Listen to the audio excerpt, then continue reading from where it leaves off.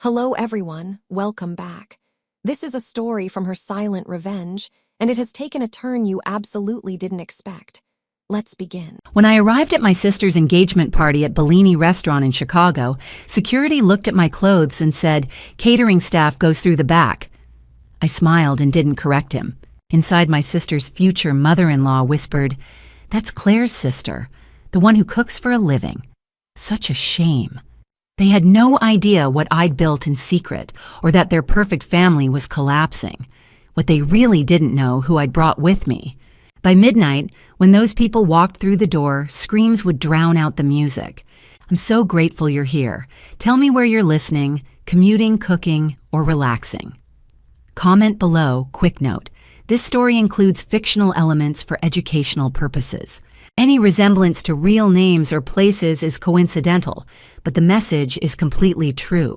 October 2021, Chicago's River North neighborhood, 6:30 p.m. on a Friday. The Uber dropped me right in front of Bellini's main entrance, and I knew immediately that tonight wasn't going to go the way my sister expected. The restaurant's facade was all polished brass and Edison bulbs, the kind of calculated rustic chic that probably cost more than most people's monthly rent. Through the glass doors, I could see the warm glow of the dining room, hear the buzz of conversation and laughter. Somewhere in there, my little sister Claire was celebrating her engagement to a man I'd never met, surrounded by people who thought I was a failure. I adjusted the strap of my bag and headed for the entrance. 18 hours on my feet at Harvest Moon meant my black pants were rumpled. My cashmere sweater had a small stain near the hem that I'd tried to blot out in the bathroom. And my hair was barely holding together in what had started the day as a neat bun. I looked exactly like what I was, a woman who'd just finished overseeing a James Beard Foundation dinner for 80 people and had driven straight across the city because family obligations didn't care about your schedule. The security guard stepped into my path before I reached the door. She was young, maybe 25, with the kind of eager energy that comes from taking a job way too seriously. Her eyes traveled from my scuffed flats to my messy hair, and I watched her expression shift from neutral to dismissive in about 3 seconds flat. "Staff entrance is around back," she said, not even trying to hide the judgment in her voice. I blinked at her. "Excuse me, you're with the catering company, right?" She gestured vaguely toward the side of the building. "Service entrance is that way. You'll need to check in with the kitchen manager." For a moment, I just stood there processing the fact that this woman had looked at me and decided I couldn't possibly be a guest, that I must be the help. The irony wasn't lost on me after all I'd spent the first 10 years of my career working my way up from line cook to sous chef to executive chef. I knew what it was like to use the service entrance to be invisible in a room full of people who thought you were there to serve them. What she didn't know was that those days were long behind me. "I'm not with the catering company," I said evenly. "I'm family, Juliet Brennan, the bride's sister." The guard, her name tag read Kelsey Warren, pulled out a clipboard and scanned the list with her finger. "You're not on the VIP list. I wouldn't expect to be, but I am on the guest list." I kept my voice calm, professional. This wasn't worth making a scene over. Not yet, anyway. Kelsey looked up at me skeptical just as the door opened and Claire appeared. My sister looked beautiful. Of course she did. Her honey blonde hair was styled in perfect waves, her makeup flawless, her cocktail dress probably cost more than I spent on groceries in a month. She was the picture of everything our parents had hoped we'd both become: polished, presentable, marrying well. Her eyes landed on me and I watched her face transform. Not with joy or relief at seeing her sister, with mortification. "Juliet." Her voice was bright but brittle. "You're here, and dressed like that." Not, "I'm so glad you made it." Not, "I've missed you." Just commentary on my appearance delivered with a smile that didn't reach her eyes. "I came straight from work," I said. "We had a James Beard event tonight." "Right, your restaurant." Claire turned to Kelsey. "She's fine, let her in." The way she said it let her in like she was doing me a favor, like I should be grateful she was allowing me into her special night. I followed Claire through the entrance, nodding politely at Kelsey, who still looked suspicious. The moment we stepped into Bellini's, my professional instincts kicked in automatically. The dining room was beautiful, I'd give them that, but the table spacing was too tight. Guests would be bumping elbows all night. The wine display near the bar was positioned wrong. Bottles were sitting in direct light, probably already warming past optimal temperature. And the music was slightly too loud for conversation, which meant people would start shouting by the second course. Amateur mistakes. The kind that someone who really knew restaurants would never make. We walked through the main dining room past tables full of guests who glanced up at us, or rather at Claire, with warm smiles and congratulations. I was barely a shadow behind her, the sister who didn't quite fit. Above the bar hung a banner in elegant script, "Congratulations, Claire and Griffin." The private event space opened up before us, already packed with people. At the center of the room, holding court like visiting royalty, stood an older couple. The man was tall, silver-haired, with the kind of commanding presence that drew attention without effort. The woman beside him was elegant in a cream suit, her pearls probably real, her posture perfect. Claire's future in-laws. It had to be. Juliet? I turned to find my parents making their way over. Mom looked beautiful in navy silk, Dad distinguished in his suit. They both wore the same expression, that careful, controlled smile that said they were glad I'd come, but wished I'd tried harder with my appearance. "Hi, Mom, Dad." I leaned in for the obligatory air kisses. "You look tired, sweetheart," Mom said, concern and criticism wrapped in the same gentle tone. "Long shift at the diner." "Restaurant, Mom?"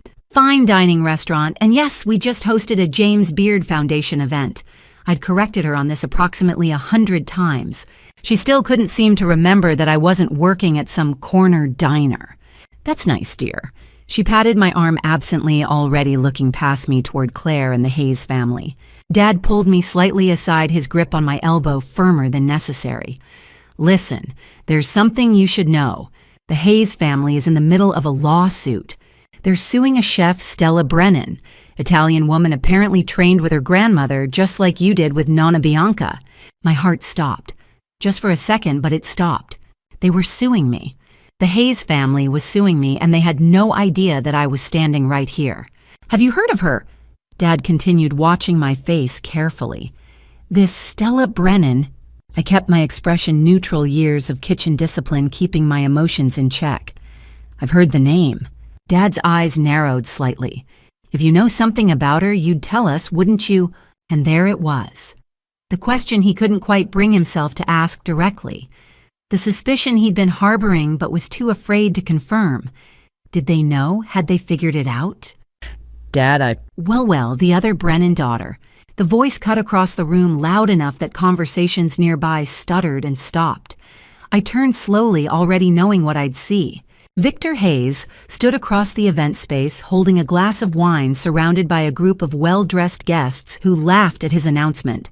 His eyes were on me, assessing dismissive. The same look Kelsey, the security guard, had given me, but with an extra layer of entitled cruelty. "The working class one." He said it like a punchline, and more laughter rippled through his audience. I met his eyes across the room, and something cold settled in my chest. I knew that face. I'd seen it before in photographs tucked in the back of Nonna Bianca's old recipe journal. Pictures from the 1980s from Nonna's table in Little Italy, when her restaurant was just starting to get attention. A younger Victor Hayes back then, just another wannabe restaurateur hanging around the kitchen asking questions, taking notes. The pieces were clicking into place faster than I wanted them to. Victor Hayes didn't just know about good Italian cooking. He'd learned it from my grandmother. And now he was here suing the granddaughter who'd actually inherited her recipes, claiming they belonged to him. I smiled slowly, the kind of smile that would have made anyone who really knew me very nervous. This was going to be a long night. Less than 10 minutes after that humiliating entrance, Claire had already dragged me toward the bar, where the Hayes family held court like restaurant royalty. If only they knew the truth about their empire. My sister's grip on my elbow was tight, her smile brittle as we approached the couple who'd just publicly mocked me across the room. I could feel her anxiety radiating off her in waves. Claire had spent her entire life trying to smooth over awkward moments, to make everything appear perfect, even when it was falling apart. "Mr. and Mrs. Hayes." Claire said, her voice pitched slightly too high. "This is my older sister, Juliet. Juliet, these are Griffin's parents, Victor and Lorraine Hayes." Victor Hayes looked at me the way a jeweler might examine a fake diamond, with professional disdain and zero effort to hide it.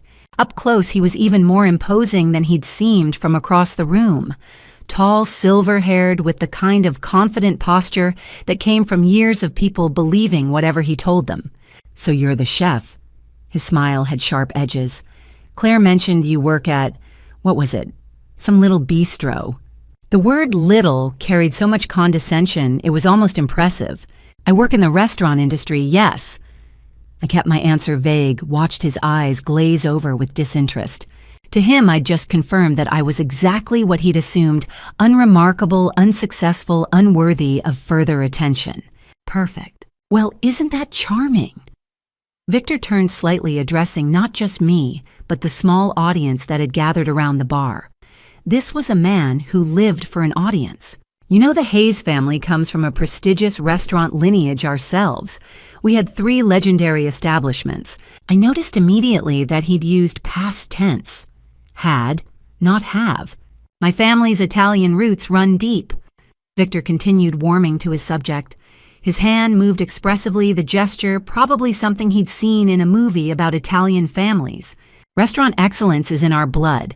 Hayes Tavern back in 2003, Victor's American Table in 2008, and the Hayes House in 2015, all of them were fixtures in their communities. Beautiful places. Award nominated, not award winning. And all 3 restaurants mentioned in past tense, their closures glossed over with nostalgic language and confident delivery. I'd done my research on Victor Hayes years ago when I first heard his name connected to Nonna Bianca's old restaurant. I knew exactly what had happened to those 3 establishments: health code violations, tax liens, and bankruptcy in that order. Lorraine Hayes leaned in her pearls, catching the light. Everything about her screamed calculated elegance: the cream suit, the perfectly styled silver hair, the jewelry that looked expensive, but was probably just expensive looking. She had the smile of someone who'd perfected the art of looking warm while delivering ice-cold assessments. "It's wonderful that Claire is so accomplished in her career," Lorraine said sweetly, her eyes sliding toward me with surgical precision. "Some people are just born with that drive, you know, that hunger for success." The implication hung in the air like smoke, and some people aren't. Claire made a small, desperate sound beside me, probably praying I wouldn't make a scene. I could have told her she had nothing to worry about. I'd spent 15 years in professional kitchens where chefs threw knives and hurled insults that would make Victor Hayes cry. This was nothing. "Juliet." The voice came from behind us, and I turned to see a tall man with dark hair and an open, genuinely warm smile making his way through the crowd. He had Victor's build, but none of his calculated sharpness. Where Victor's eyes assessed and dismissed, this man's eyes actually saw people. "Griffin Hayes, the man my sister was going to marry." "You must be Claire's sister," he said, extending his hand. "Griffin Hayes, I'm so glad you could make it.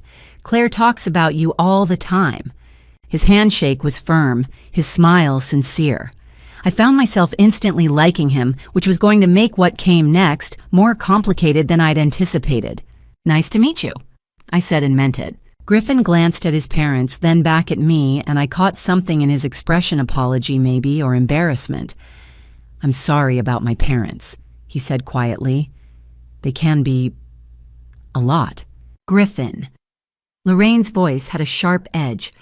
"We were just telling Juliet about the family's restaurant heritage.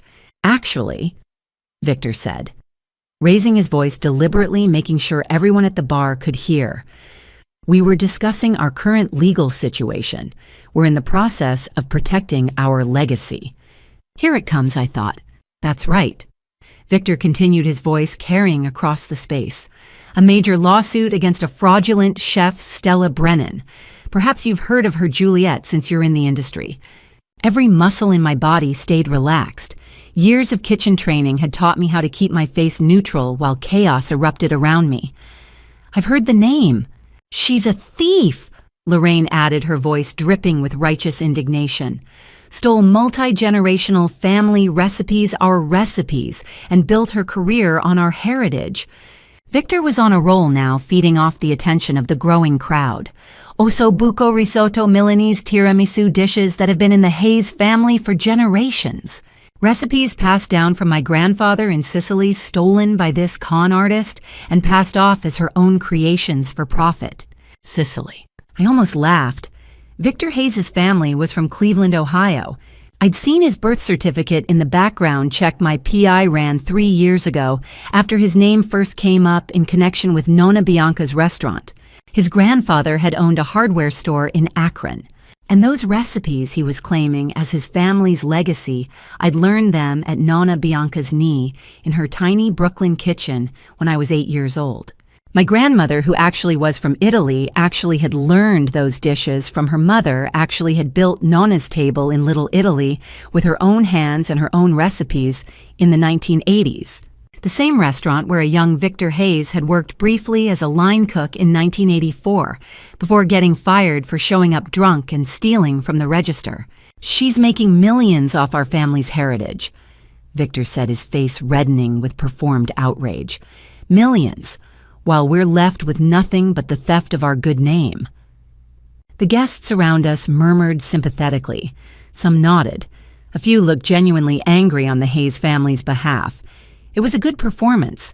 I had to give him that. Victor leaned toward me, his eyes challenging. So do you know this Stella Brennan? I met his gaze steadily, let the moment stretch just long enough to make him uncomfortable.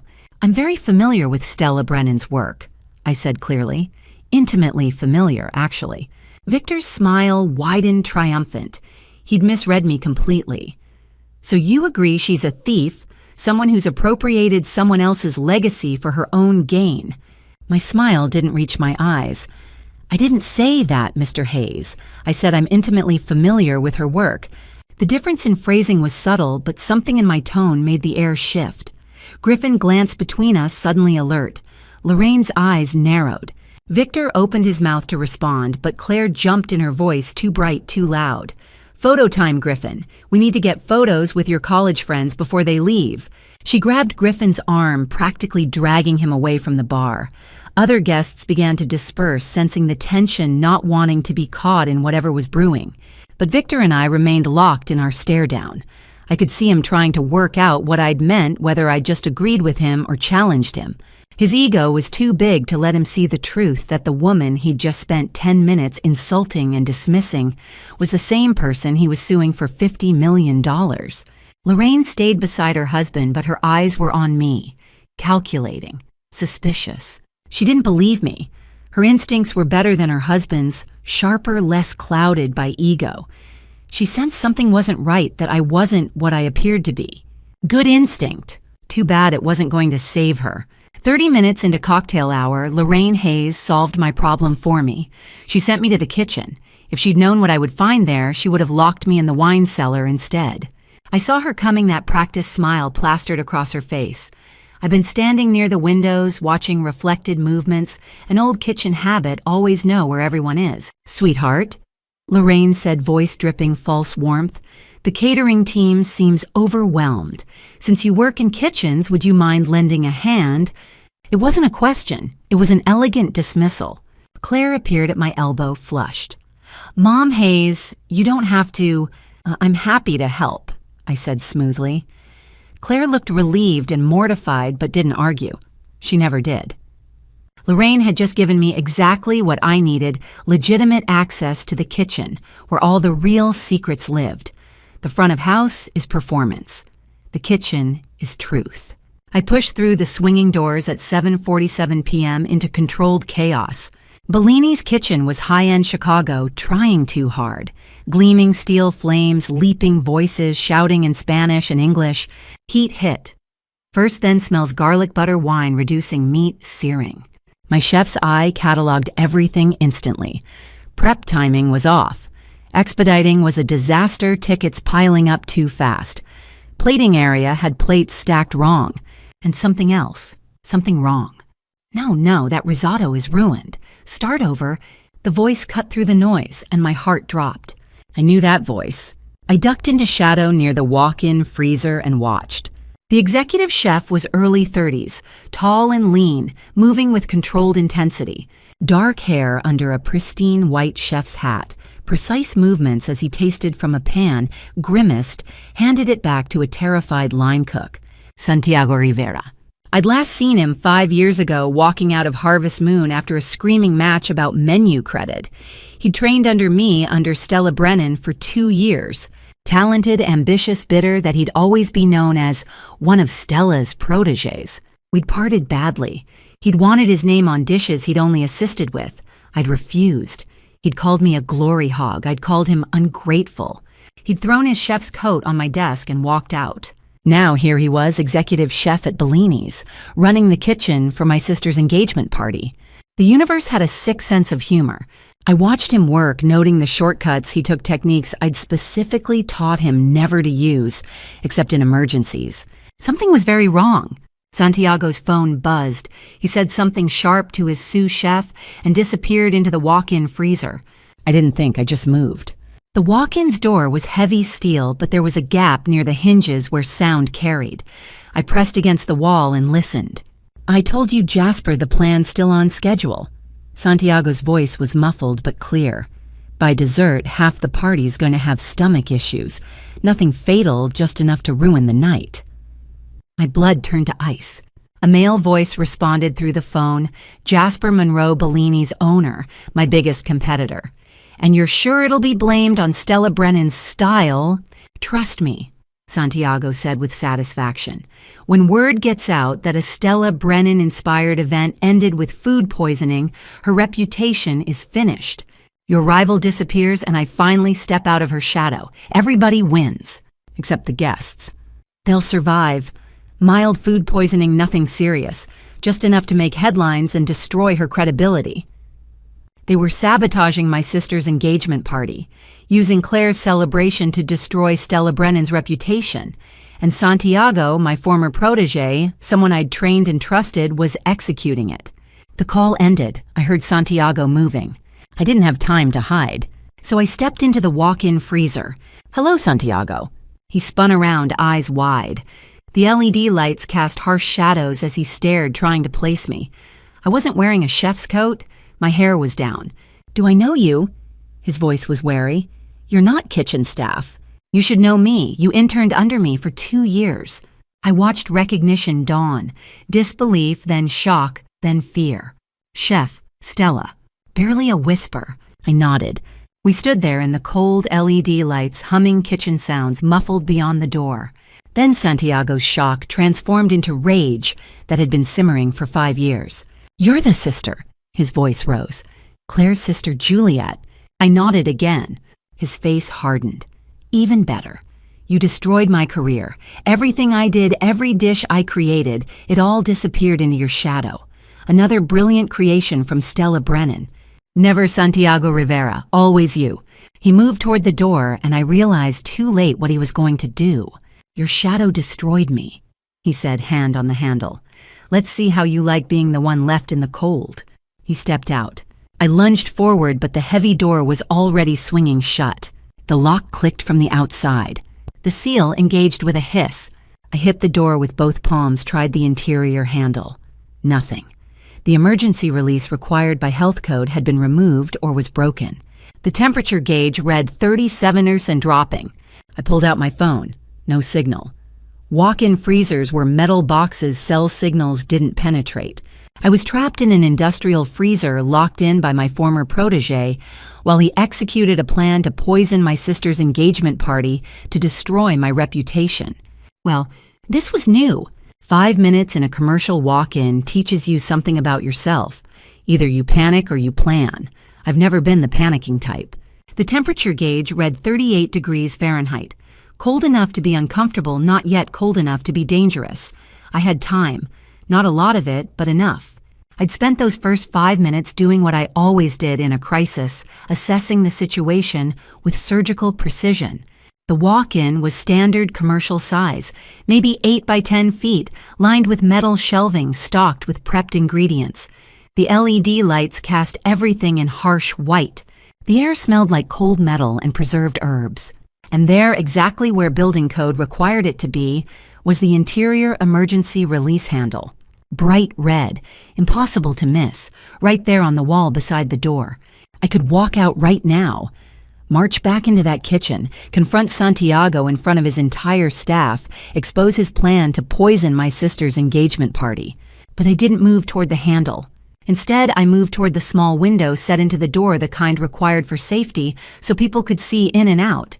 The glass was fogged with condensation, but I could still make out shapes and movement in the kitchen beyond. Santiago was at the main prep station, gesturing to a young line cook I didn't recognize. Her name tag read Lucia Ramirez. She nodded eagerly at whatever he was telling her, that earnest expression of someone who genuinely wanted to do good work and please the executive chef. I pressed closer to the window, my breath fogging the glass further, and watched. Santiago picked up a large container, one of the industrial Combro containers every professional kitchen used for sauces and prep. He handed it to Lucia with deliberate care, saying something I couldn't hear through the insulated door. But I could read his lips well enough. Make sure the Brennan party tables get plates from this batch. VIP treatment. Lucia smiled, nodded, took the container toward the plating station. That was it. That was the contaminated batch, labeled and designated specifically for my family's tables. My hands curled into fists, the cold air burned in my lungs. I could stop this right now. Walk out there, dump that container, blow Santiago's entire plan apart in front of witnesses. But then what, he'd deny everything. Claim it was a misunderstanding, that I was a jealous former employer trying to sabotage his career. Jasper Monroe would back him up.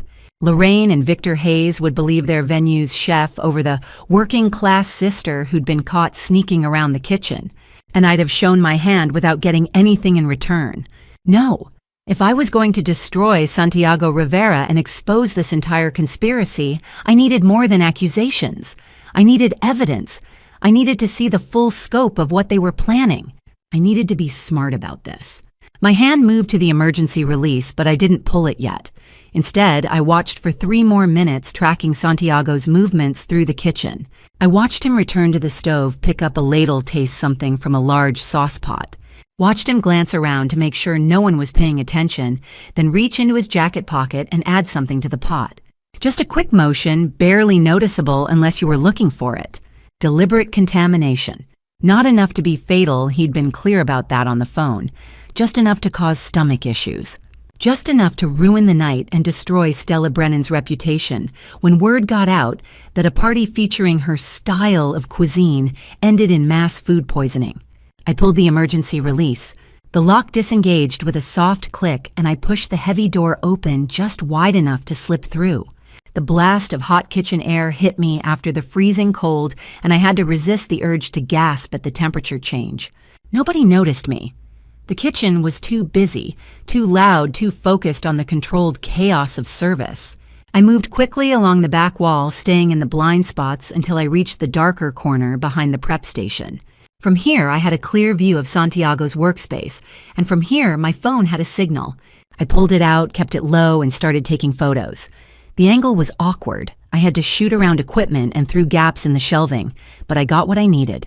Santiago's face clearly visible. The sauce pot. The container labeled VIP in blue painter's tape. The timestamp would prove when this happened during Claire's engagement party.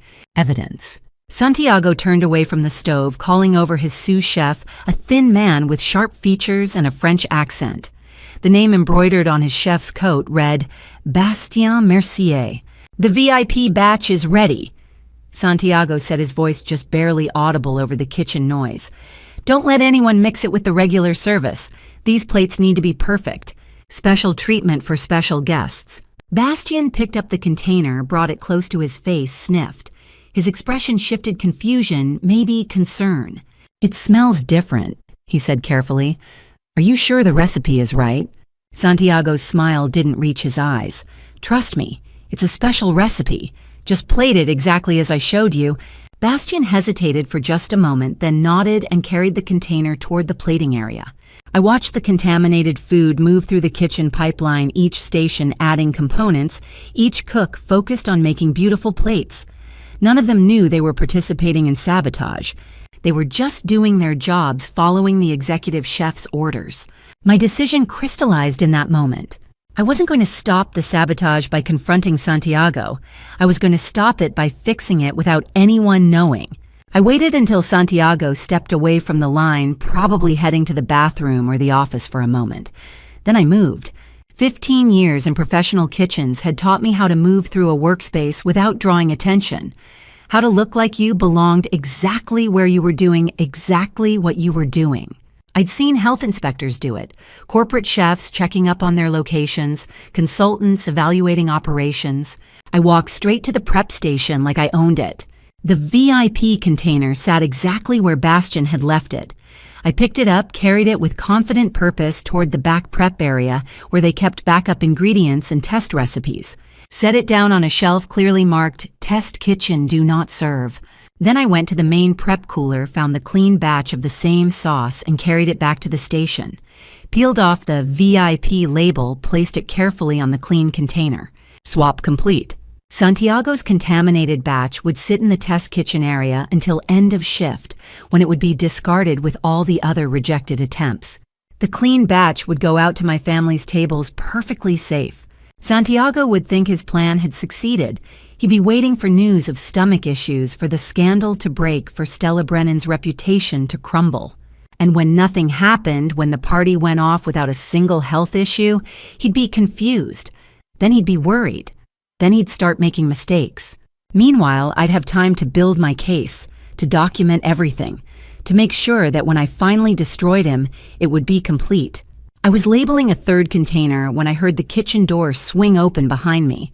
"What are you doing?" Lorraine Hayes' voice cut through the kitchen noise like a blade. I turned my hand still on a tray of risotto and found her standing in the doorway with Victor right behind her.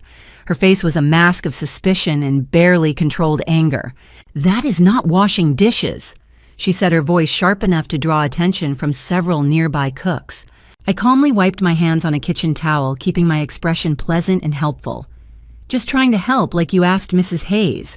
This risotto needed some adjustment. The timing was off on the rice. I noticed it when I was moving through, so I thought I'd fix it before service. The lie came easily. Natural. The kind of technical explanation that would satisfy most people who didn't actually understand how a professional kitchen worked. But Lorraine wasn't most people.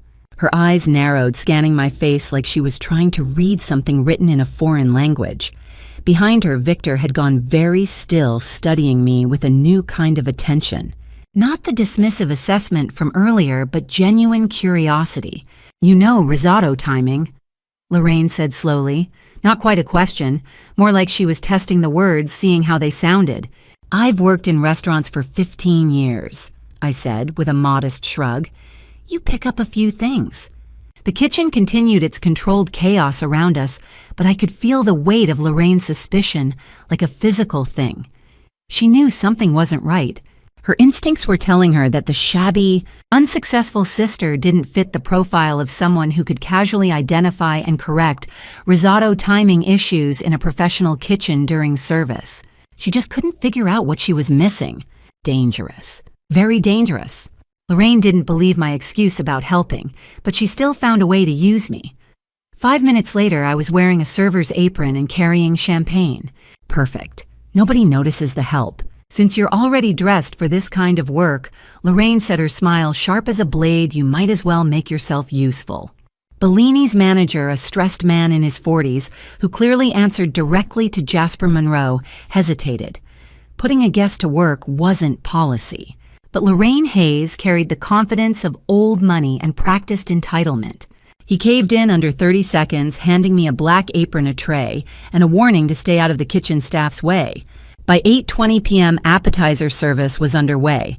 I moved through the crowd with trays of hors d'oeuvres as if I'd done it all my life, which in a way I had.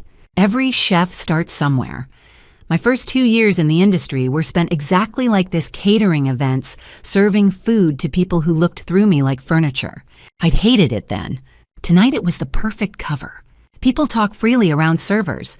We're invisible, part of the background noise of their important moments. They forget we hear, remember, and sometimes pay very close attention. I picked up a fresh tray from the service station and drifted toward the bar where Victor Hayes stood with an elderly man in an expensive but understated suit. Old money. Quiet wealth. I timed my approach carefully, offering appetizers to nearby guests while positioning myself close enough to hear.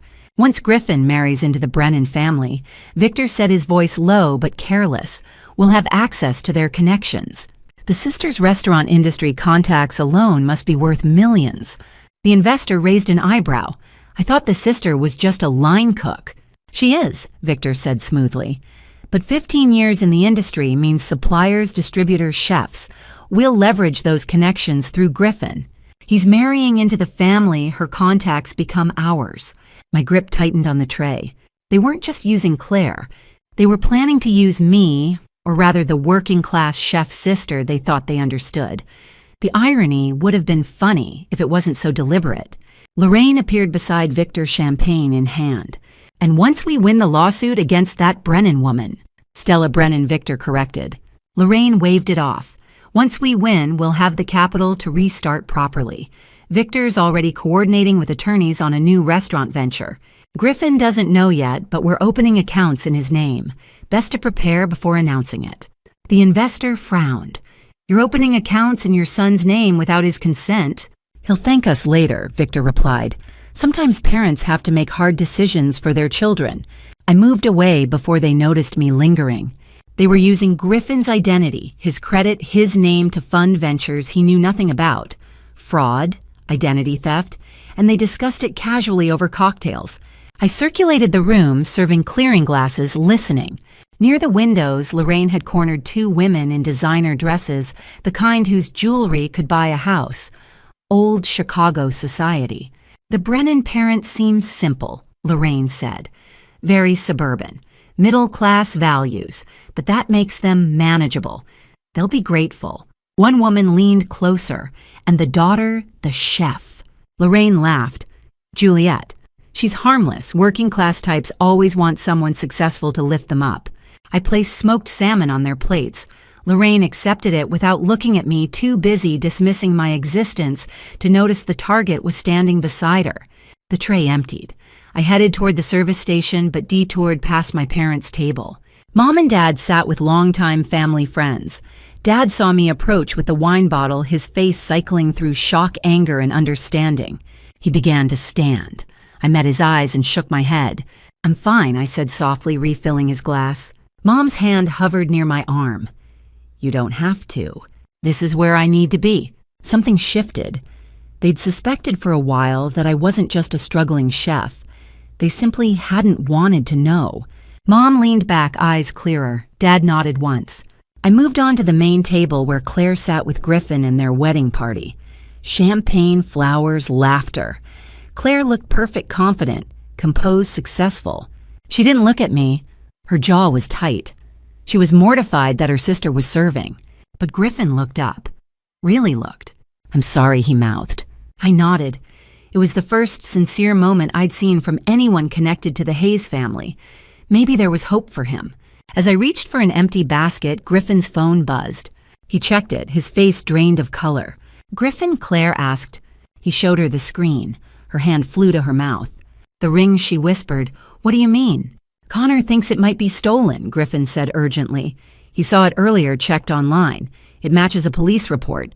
Jewelry store robbery, 3 months ago. Claire stared at the diamond on her finger. I leaned in, pretending to adjust glassware. The setting, the prongs, the detailing along the band. Recognition slammed into me. No, that custom setting belonged to Brennan and Laurent Fine Jewelry. My store. Naomi and I had made 3 rings like that. One had been stolen 3 months earlier in a break-in that caused over $40,000 in damage. The Hayes family had given my sister a stolen engagement ring. A ring stolen from me. 8:45 p.m. Griffin and Claire disappeared toward the restrooms for a private discussion about the ring. I slipped into the business center with my phone heart pounding. Please don't be what I think it is. Bellini's had a small business center tucked off the main hallway, just a desk, a printer, and blessed privacy. I locked the door and pulled up the cloud files for Brennan and Laurent Fine Jewelry. Search theft, September 2021. The file loaded immediately. Item Cartier engagement ring. Asher cut diamond 2.0 carats platinum setting. Serial number BL2E847. Date of theft September 15, 2021. Time 3:47 p.m. Security camera notes suspect identified as white male approximately 50 years old caught on camera. Face partially visible. Insurance claim filed $42,000. I opened the photo documentation, zoomed in on the setting details, the platinum prongs, the filigree work along the band. Then I compared it to the blurry shot I'd taken earlier at the main table. Same setting, same proportions, same custom details. It was our ring. Victor Hayes had stolen it from our store 3 months ago, and now it was on my sister's finger. I needed to see it up close to confirm the serial number. I found Griffin and Claire near the coat check, tucked into a corner, arguing in urgent whispers.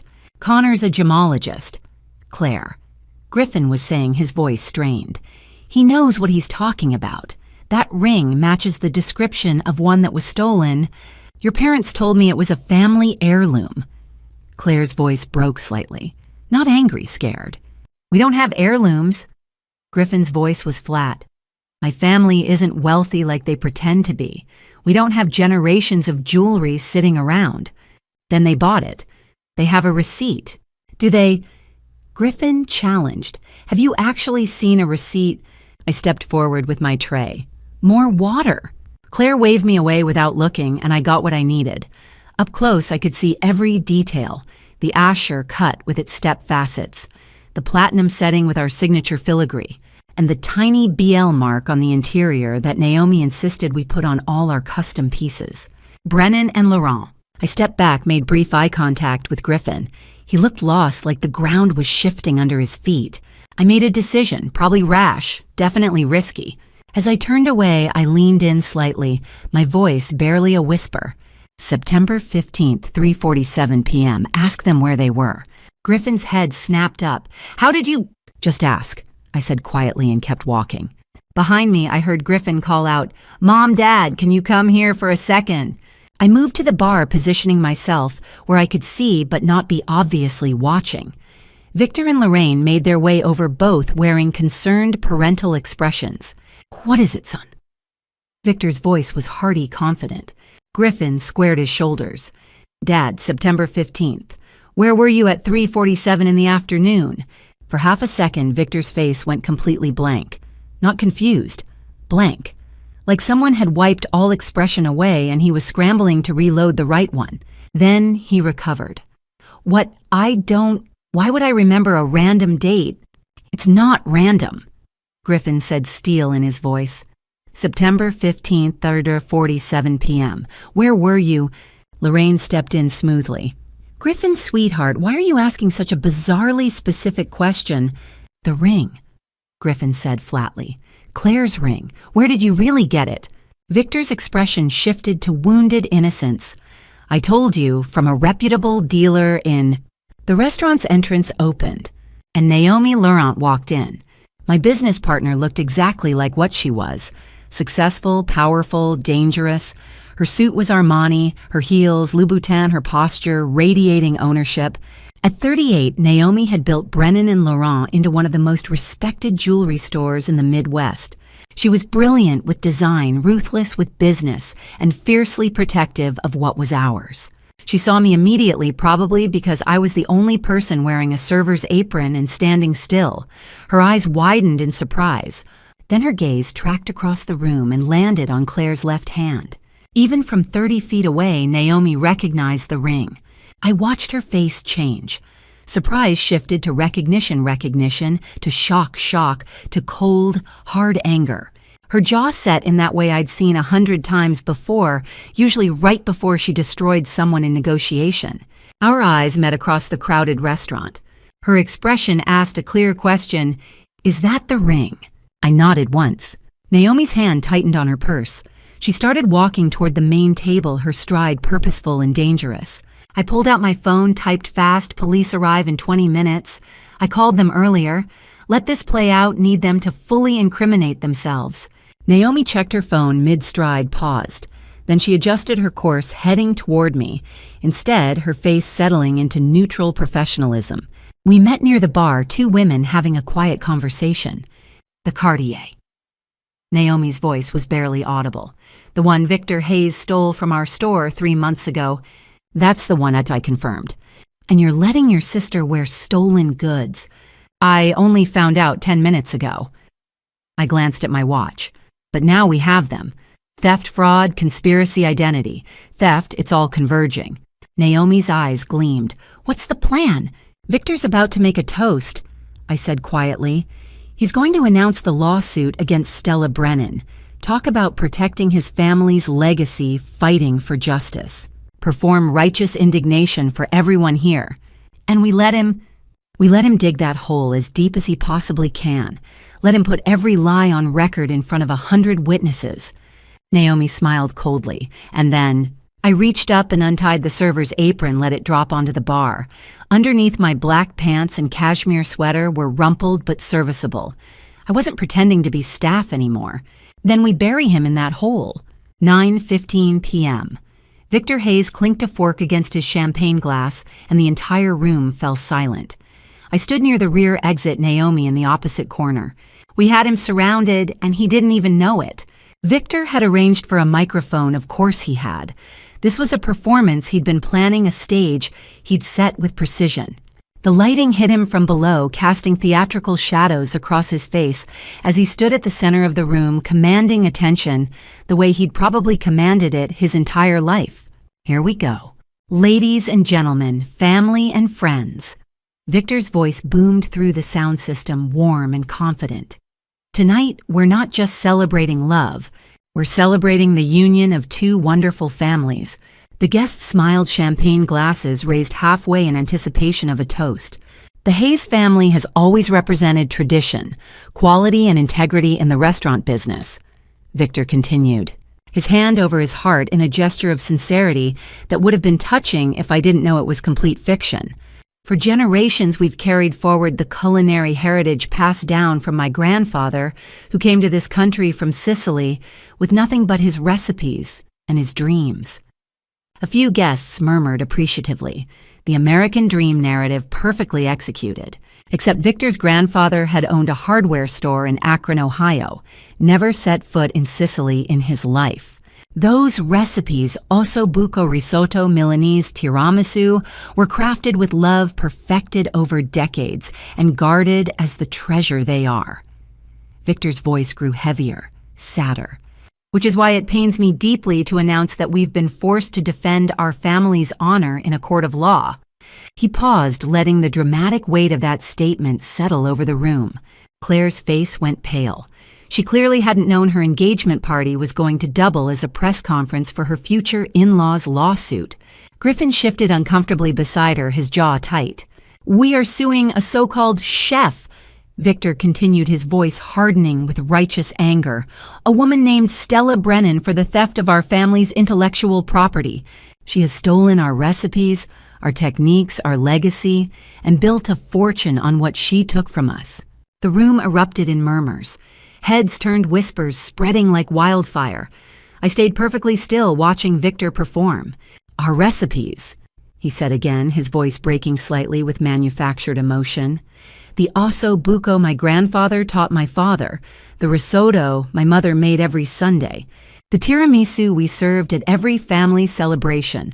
All of it stolen, repackaged, sold for profit while we..." He gestured to himself and Lorraine standing beside him with tears glistening in her eyes. "While we lost everything, had to close our restaurants, watched our dreams crumble. Some guests looked genuinely sympathetic now. Others seemed skeptical, glancing around as if trying to figure out if this was appropriate dinner conversation. We're not wealthy people," Victor said, his voice trembling. "We're simple folks who worked hard, who tried to build something honest. And now we're watching someone else exploit what we built, what we lost, what was stolen from us. The performance was masterful. I had to give him that. If I didn't know better, I might have believed him myself. We're seeking $50 million in damages," Victor said flatly.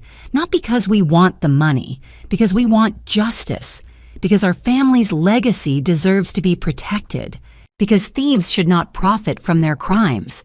He raised his glass. "So tonight, as we celebrate Griffin and Claire's future together, I ask you all to remember that some things, family integrity, truth, are worth fighting for." Glasses clinked. Guests applauded, some enthusiastically, others uncertainly. I waited. Let the applause die down. Let Victor bask in his moment of perceived victory. Then I raised my hand, polite and patient like a student waiting to be called on. Victor saw me and smiled magnanimously, not recognizing the threat. Yes, a question from the audience. Of course, though I don't believe we've been formally introduced. We'll get to that, I said pleasantly. You mentioned osso buco. I'm curious, can you describe your grandfather's specific technique for preparing it? Victor blinked clearly, not expecting a cooking question. Well, it's traditional Milanese braised veal shank, braised in... Which cut of the shank? I interrupted gently. How is it tied? What temperature do you braise at? What are the components of the braising liquid? Victor's smile faltered. Well, obviously the hind shank, braised in wine and... What kind of wine? I pressed. At what temperature? For how long? Victor's face was starting to redden. Are you seriously interrogating me about cooking techniques at my son's engagement party?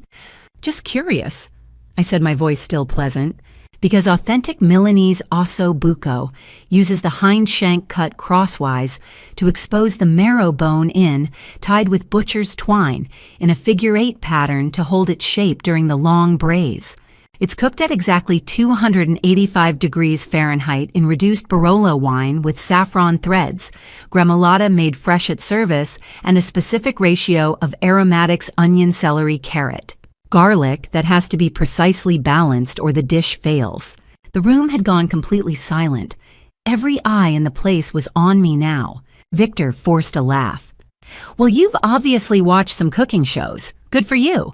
Or, I said quietly, perhaps I know these recipes intimately. Perhaps I know them because they're not from your grandfather at all.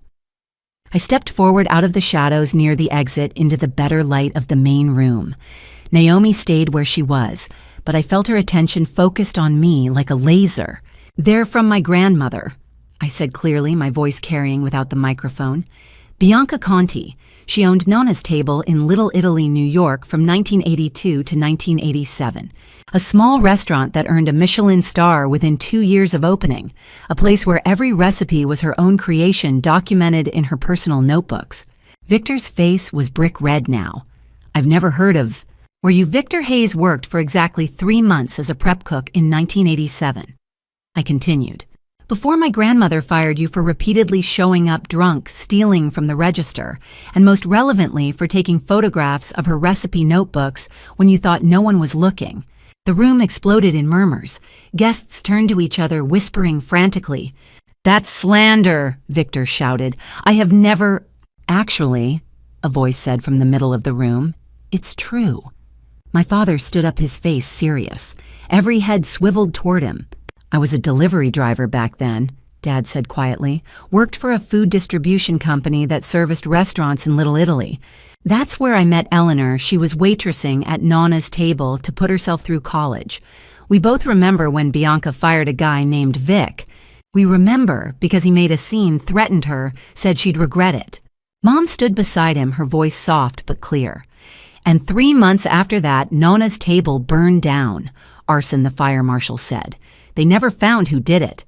The silence that followed was absolute, suffocating. Every single eye in that room turned to Victor Hayes. His face had gone from red to gray, his hands trembling on the microphone. The room erupted into chaos. Phones came out. People started Googling Bianca Conti, New Nonna's Table, then 1987 fire. But I wasn't done, not even close. This is lies. Victor's voice cut through the murmurs, loud and desperate. Complete fabrication. I have never heard of Bianca Conti. I've never worked in New York. This is a coordinated attack on my family's reputation. I pulled out my phone, calm and deliberate. Really? Then you won't mind if I share some documentation? I walked toward the AV control panel built into the wall near the bar. Bellini's had a state-of-the-art system I knew because I'd reviewed the specs when my holding company acquired a 15% stake in the restaurant 6 months ago. Jasper Monroe had needed capital and I'd needed intelligence on my competitors. It took me 30 seconds to connect my phone to the system. The screens mounted around the room, the ones that had been cycling through photos of Claire and Griffin all evening, went dark for a moment, then lit up with the first image from my files. Employment record. Nana's Table, Brooklyn, NY. Name Victor Hayes. Position prep cook. Dates March 15, 1987, June 8, 1987. Signed Juliana Moretti, owner. Juliana Moretti was my grandmother's legal name, I said clearly.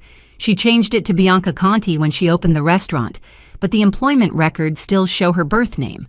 The room had gone completely silent again, everyone's attention riveted on the screens.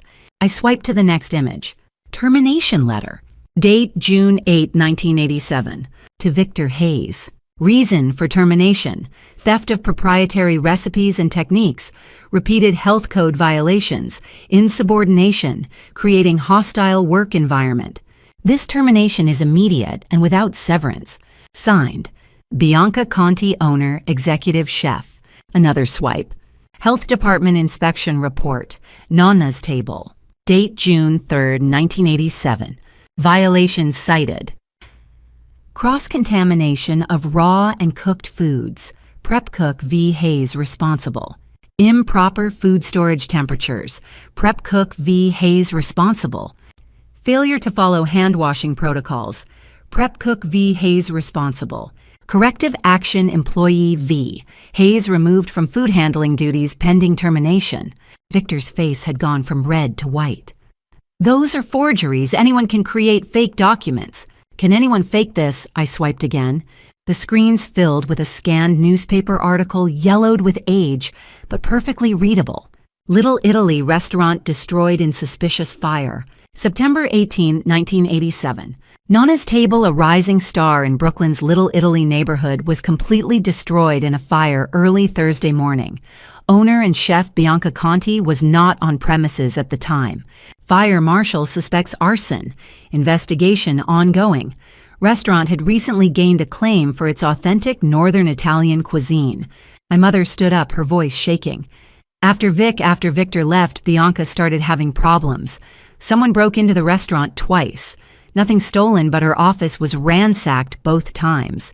She told me someone was looking for something. And then her voice broke. 3 months later, the fire. Everything she'd built gone. Claire was on her feet now, her face pale, her hands trembling. She looked at our parents with something close to betrayal in her eyes. "You knew about this lawsuit," her voice cracked. "You knew Victor's family was suing someone named Stella Brennan, and you didn't tell me." "Sweetheart," Mom started. "You let me plan a wedding." Claire's voice rose. "You let me fall in love with Griffin. You came to parties and smiled and made small talk, and the whole time you knew his family was suing our family." Dad stepped forward. "We didn't know for sure that Stella was who?" Claire spun toward me, and I saw tears streaking her makeup. "And you? How do you have all this? How do you know so much about Stella Brennan? How did you get employment records and health department files? And—" She stopped, her eyes widening as pieces started falling into place. "How do you know this much unless you—" I took a deep breath. This was it. The secret I'd kept for a decade, the double life I'd maintained through sheer determination and careful planning. "Because Claire," I said quietly, "I am Stella Brennan." The silence that followed was absolute. Not a breath. Not a whisper. Just shocked, complete silence. Then everyone started talking at once. "That's impossible." Claire's voice cut through the chaos. "You're a broke-line cook. You work at some dive restaurant. You can't even afford to pay rent. You live in a studio apartment. You drive a 10-year-old car. Actually." Naomi's voice rang out clear and professional as she stepped forward from her corner. "Juliet owns 23 restaurants across 7 states. She holds 7 Michelin stars. She's a James Beard Award winner. Her estimated net worth is approximately $180 million. The room erupted again. Phones came out everywhere. I watched guests frantically typing into Google their faces, illuminated by screen glow. Stella Brennan chef. Stella Brennan restaurants. Stella Brennan net worth. I could see the results loading on their screens. Photos of me in chef's whites, my face often turned away from the camera, or partially obscured. I'd always been careful about publicity. But there were some clear shots, award ceremonies, industry events, magazine covers. I swiped through my own phone, projecting more evidence onto the screens. Business license, Stella Brennan DBA Juliet Brennan, Hospitality LLC. Tax returns showing restaurant income $47.2 million 2020. The Culinary Institute of America. Graduation photo 2009. Juliet Brennan, valedictorian. Le Cordon Bleu Paris, Diploma. Awarded to Juliet Brennan, professional name Stella Brennan. James Beard Foundation. Awards 2019. Winner Best Chef Northeast Region. Stella Brennan, Harvest Moon. The photo showed me clearly, no obscuring angles, no turned away face. Me in a black dress holding the trophy, smiling at the camera. Victor was backing away from the microphone, his hands up in a defensive gesture. She's lying, this is all fabricated. Both of them. It's a conspiracy to ruin my family. But no one was listening to him anymore. Every eye in the room was on me on the screens on their phones as they pulled up article after article. Stella Brennan's Harvest Moon earns 3rd Michelin star. The reclusive chef, why Stella Brennan shuns the spotlight. Brennan Empire expands 5 new locations announced. Claire sank back into her chair, her hand over her mouth. When she looked up at me, her eyes were swimming with tears. Why, her voice was barely a whisper. Why would you hide this from us, from me? The question hung in the air, and for the first time all night I felt the weight of what I'd done. Not the deception of Victor Hayes, not the strategic planning, but the distance I'd kept from my own family. Because you made it clear you were ashamed of my career choice, I said quietly. The room was silent enough that everyone heard me. Because every family dinner became a session where you tried to fix my life, where you suggested I get a real job, where you talked about Claire's success in marketing like it was something admirable and my cooking like it was something I'd grow out of. Mom started to speak, but I held up a hand. I'm not blaming you, I continued. I'm explaining. Building an empire under a different name was easier than constantly defending my choices to people who'd already decided I'd failed. It was easier to let you think I was broke and struggling than to watch you try to figure out how your disappointing daughter accidentally became successful. The silence that descended this time was different, heavier, weighted with years of assumptions and misunderstandings.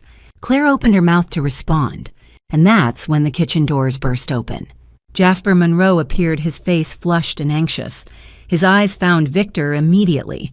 Victor, he said, his voice carrying across the silent room. We need to talk, now. There's a situation with tonight's dinner service. Every head in the room turned. My eyes narrowed. Here it comes, I thought. Santiago's about to be exposed. Jasper Monroe looked like a man who'd just realized he'd bet on the wrong horse in a fixed race. And behind him, through the kitchen door's glass window, I could see Santiago anxiously watching. Every eye in the room had turned to Jasper when he'd mentioned a situation with the dinner service. The tension was palpable. Confusion mixed with the lingering shock of my identity reveal everyone trying to process too much information at once. Lorraine's voice cut through the murmurs, sharp as a blade. What situation? Jasper turned toward Victor, clearly intending to have a private conversation. But he forgot about the microphone. Or maybe he didn't realize how sensitive the sound system was. The plan didn't work. Jasper said, his voice carrying clearly through the speakers. I don't know how, but the prep got swapped somehow. The food they're serving is completely fine. The room went dead silent. Claire stood slowly, her face pale. What plan? Jasper's eyes went wide as he realized his mistake, that his words had been broadcast to 100 people. His face drained of color. Victor jumped in, trying to salvage the situation. He's confused. He's not confused, I said clearly. He's talking about the plan to give everyone at this party mild food poisoning and then blame it on Stella Brennan's influence on Chicago cuisine. Destroy my reputation by making it look like my cooking techniques caused a mass illness. The gasps were audible. Guests looked down at their plates with sudden alarm. A few pushed their dishes away from them like the food might bite. Jasper held up his hands. I don't know what you're talking about. I pulled up the next set of images on my phone, projecting them onto the screens. Photo 1, Santiago Rivera on phone in walk-in freezer. Timestamp 7:52 p.m. Photo 2, Santiago Rivera adding substance to large sauce pot. Timestamp 8:03 p.m. Then I displayed the screenshot I'd taken when I'd briefly gotten signal outside the walk-in. When I'd managed to access the restaurant's server through the admin back door, I discovered when reviewing their systems 6 months ago. Text message thread. Jasper Monroe, Santiago Rivera. I read them aloud, my voice steady and clear. Jasper, is the Brennan family batch ready? Santiago, contaminated and labeled VIP. What, they'll get sick within 2 hours. Jasper, not too severe, just enough to make headlines. Santiago, trust me. Stella Brennan's reputation will be destroyed by morning. The room erupted in outrage. Voices rose, chairs scraped. Someone shouted about calling the police. Jasper was backing toward the kitchen, hands up defensively. How did you? Those are private messages. You can't. I photographed them when I was locked in your walk-in freezer, I said calmly, after Santiago trapped me there, which by the way is also a crime. False imprisonment assault, possibly attempted murder, depending on how the prosecutor wants to charge it. The kitchen doors burst open and Santiago was pushed through by several of Bellini's other kitchen staff. His chef's coat was askew, his face flushed with anger and fear. The other cooks, the ones who'd heard everything through the kitchen speakers, looked at him with disgust and fury. He stood just inside the dining room, defiant but clearly scared. "Want to explain yourself, Santiago?" I asked. His jaw clenched. Then the words came spilling out, years of resentment finally finding voice. "You destroyed my career." His voice cracked with emotion. "I worked under you for 2 years. 2 years of 16-hour days of perfecting every technique you taught me, of creating dishes that won awards. And what did I get? Chef Stella's talented protege. That's all anyone ever called me. I was never Santiago Rivera, promising young chef, always just another person in your shadow." "So you decided to poison my sister's engagement party." My voice was cold. "That was your solution, revenge by food poisoning." "It wasn't going to be that bad." Santiago looked desperate now, like he was trying to convince himself as much as us. "Just stomach issues, nothing serious. Jasper said if we could destroy your reputation, if we could make people afraid of your cooking, then I could finally step out from under your shadow, finally build my own name." Griffin was on his feet, his face red with anger. "You were going to make people sick. You were going to poison guests at my engagement party to settle some professional grudge." The screens flickered again. I'd set the security footage to play on a loop. There it was, clear as day, Santiago locking me in the walk-in freezer. The timestamp read 8:01 p.m. The angle showed, his face clearly showed him testing the door to make sure it was sealed, showed him walking away. Guests were standing now, some moving toward the exits. The murmurs had turned to frightened conversations. A few people had their phones out, clearly calling the police, or texting loved ones, or documenting everything on social media. Naomi moved smoothly to block the main entrance, her presence commanding enough that people actually stopped. "I'd advise everyone to stay," she said, her voice carrying authority. "The police are already on their way. They should be here within 5 minutes. They'll want witness statements from everyone who was present." Victor was backing up now, his confident facade finally cracking. But then something shifted in his expression, a last-ditch calculation, a desperate gamble. "This is all a distraction," his voice boomed through the microphone.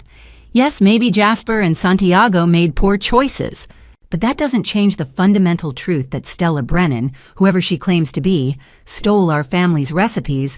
He pulled a stack of folders from a bag that Lorraine handed him.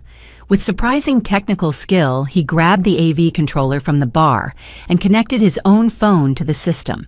"I have proof," Victor said, his voice taking on a prosecutorial edge. "Proof that Stella Brennan is an Italian con artist, not this American woman claiming to be her." The screens filled with what looked like official Italian government documents. Birth certificate, Republic of Italy. Name Stella Maria Brennan. Born Milan, Italy. February 14th, 1987. Parents Marco Brennan and Giuliana Moretti. More documents flashed on screen, immigration records showing a Stella Brennan entering the United States in 2005. Italian restaurant licenses for establishments in Milan and Rome bearing the name Stella Brennan. Educational records from culinary schools in Italy. They looked real, disturbingly real. Embossed seals, official letterheads, signatures and stamps that seemed authentic. The murmuring started again, this time with a different tone. Confusion, doubt. Maybe Victor was right. Maybe Juliet was an imposter. Maybe this was all an elaborate con. Claire sank back into her chair, her hand over her mouth. She looked at me with eyes that held more questions than answers. Victor smiled triumphantly. These are authenticated documents from the Italian government, obtained through official channels. They prove that the real Stella Brennan is Italian, not American, that she immigrated here 20 years ago, that this woman, he pointed at me, is an imposter who stole not just our recipes, but another person's entire identity. Some guests were nodding. The documents looked official enough, professional enough. And after the chaos of the last hour, maybe this narrative made more sense.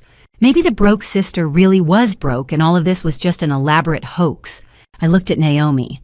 She met my eyes and gave the smallest nod. I stepped forward and despite everything that had happened, the room fell silent. Waiting. By all means, Victor, I said, my smile cold and sharp. Let's talk about document forgery. While the guests were still processing the poisoning conspiracy, Victor had played his trump card forged documents so perfect they could fool most people. Too bad for him I'd spent 3 months having my lawyers verify every piece of paper in my life. I walked slowly toward the screens displaying Victor's documents, studying them with the calm attention of someone who knew exactly what they were looking at. Impressive forgeries! I said, my voice carrying clearly through the silent room. Professional quality. Must have cost you a fortune. How much did you pay? Victor's face flushed. These are official documents from the Italian government. Official documents have specific security features, I said, pulling out my phone. Watermarks that are only visible under UV light. Embossed seals with unique patterns that are registered with the issuing agencies. Registration numbers that can be verified online through government databases. I accessed the Italian Ministry of Interior's Vital Records Verification portal, the one I'd bookmarked 3 months ago when I first learned about Victor's lawsuit. Entered the registration number from the birth certificate displayed on screen. The result loaded immediately. Nessun record trovato. No record found. Technical glitch, Victor said quickly. Italian bureaucracy is notoriously slow. Their systems are always down. I zoomed in on the seal at the bottom of the birth certificate, projecting the close-up onto all the screens. This embossed seal, it's printed. Flat ink trying to look dimensional. Real embossing creates an actual physical change in the paper. You can feel it with your fingers, see the depth when light hits it at an angle. This is just clever printing. I turned my phone's flashlight on and held it behind one of the projected documents. The paper, or rather the image of the paper, showed no change in opacity, no shadow patterns. No watermark, I said. Real Italian vital records have a watermark of the Italian flag that's visible when backlit. This has nothing. I moved systematically through each document Victor had presented. The birth certificate uses a template that's literally available online if you Google Italian birth certificate blank form. You can download it for €12. The immigration papers are in the wrong format for 1987. This format wasn't introduced until 1994 after Italy joined the Schengen Agreement. And these restaurant licenses, I laughed short and cold. Italian restaurant licensing didn't exist in this format until 2010, when they restructured their health department regulations. Victor was backing up now, his confident facade crumbling. Then how do you explain being Stella Brennan if you're just a broke-line cook who can barely pay rent? Easy, I said, by showing you real documents. I pulled up my own files, the ones I'd had notarized, verified, and cross-referenced by 3 separate law firms over the past 3 months. Business license, State of Illinois. Stella Brennan, DBA, Juliet Brennan Hospitality, LLC. Registered 2014. Birth certificate, Cook County, Illinois. Name Juliet Stella Brennan. Born February 14, 1987. Parents Paul Brennan and Eleanor Brennan. Professional name application. State of Illinois. Juliet Brennan requests authorization to conduct business under professional name Stella Brennan. Reason middle name Stella honors grandmother Bianca, Stella Conti. Approved 2014. Then the photos. Not doctored images, but real photographs spanning a decade. Culinary Institute of America, 2009. A class photo showing a younger version of me in chef's whites, my name tag clearly visible, Juliet Stella Brennan. Le Cordon Bleu Paris, 2011, my diploma mounted and photographed in high resolution, both names listed clearly. The grand opening of my first restaurant 2014, a local newspaper article, the text zoomed in and readable. Chef Stella Brennan, whose birth name is Juliet, credits her grandmother Bianca Conti for inspiring both her career and her professional name. And finally, the James Beard Award ceremony from 2019. Not a photo, but a video clip. Me on stage in that black dress holding the trophy, my voice clear as I gave my acceptance speech. I want to thank my family who've always known me as Juliet, and my grandmother Bianca Conti, who's no longer with us but whose spirit lives in every dish I create. She gave me my middle name, Stella, and she gave me my love of cooking. This award is for her. The room was completely silent. Guests were staring at the screens at me at their phones as they frantically searched for the video online and found it posted on the James Beard Foundation's official YouTube channel, viewed over 2 million times. Griffin stood slowly, his face pale in the dim lighting. When he spoke, his voice was steady but dangerous. "Dad, tell me the truth. Did you steal from her grandmother?" Victor looked at his son, and I saw something crack in his expression. "Son, you don't understand how the business works. Sometimes you have to, yes or no." Griffin's voice cut through the room like a whip. Silence stretched between them, long, painful. "They were just recipes," Victor said finally, his voice smaller. "Recipes can't be owned. Italian food is Italian food. Anyone can make osso buco. That's not what I asked," Griffin said, and his voice was shaking now. "Did you steal Bianca Conti's recipe notebook? Did you take it from her restaurant?" Victor seemed to shrink. I borrowed them. To study, to learn from. She overreacted when she found out. It was just research. She had no right to fire me over... Her restaurant burned down 3 months after you left. My mother said, her voice hard. "Bianca told me strange things started happening after you were fired. Someone broke in twice. Her office was ransacked. And then the fire. Arson, the fire marshal said. They never found who did it. I had nothing to do with that." Victor's voice rose in panic. "I was in Chicago by then. I had nothing...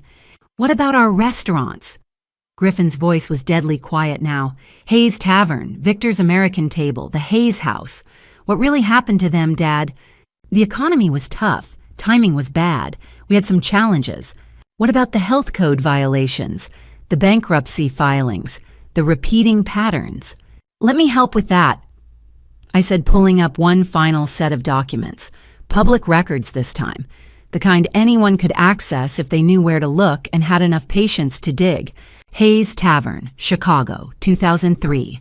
Health Department violations, cross-contamination, improper storage. Menu analysis dishes match those of Enzo's Italian Kitchen, closed 2002. Bankruptcy filed 2004.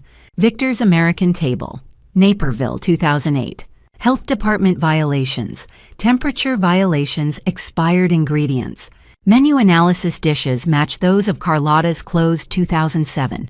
Bankruptcy filed 2007. The Hayes House, Evanston, 2015. Health Department violations, multiple critical violations. Menu analysis dishes match recipes from 3 different closed restaurants. Bankruptcy filed 2016.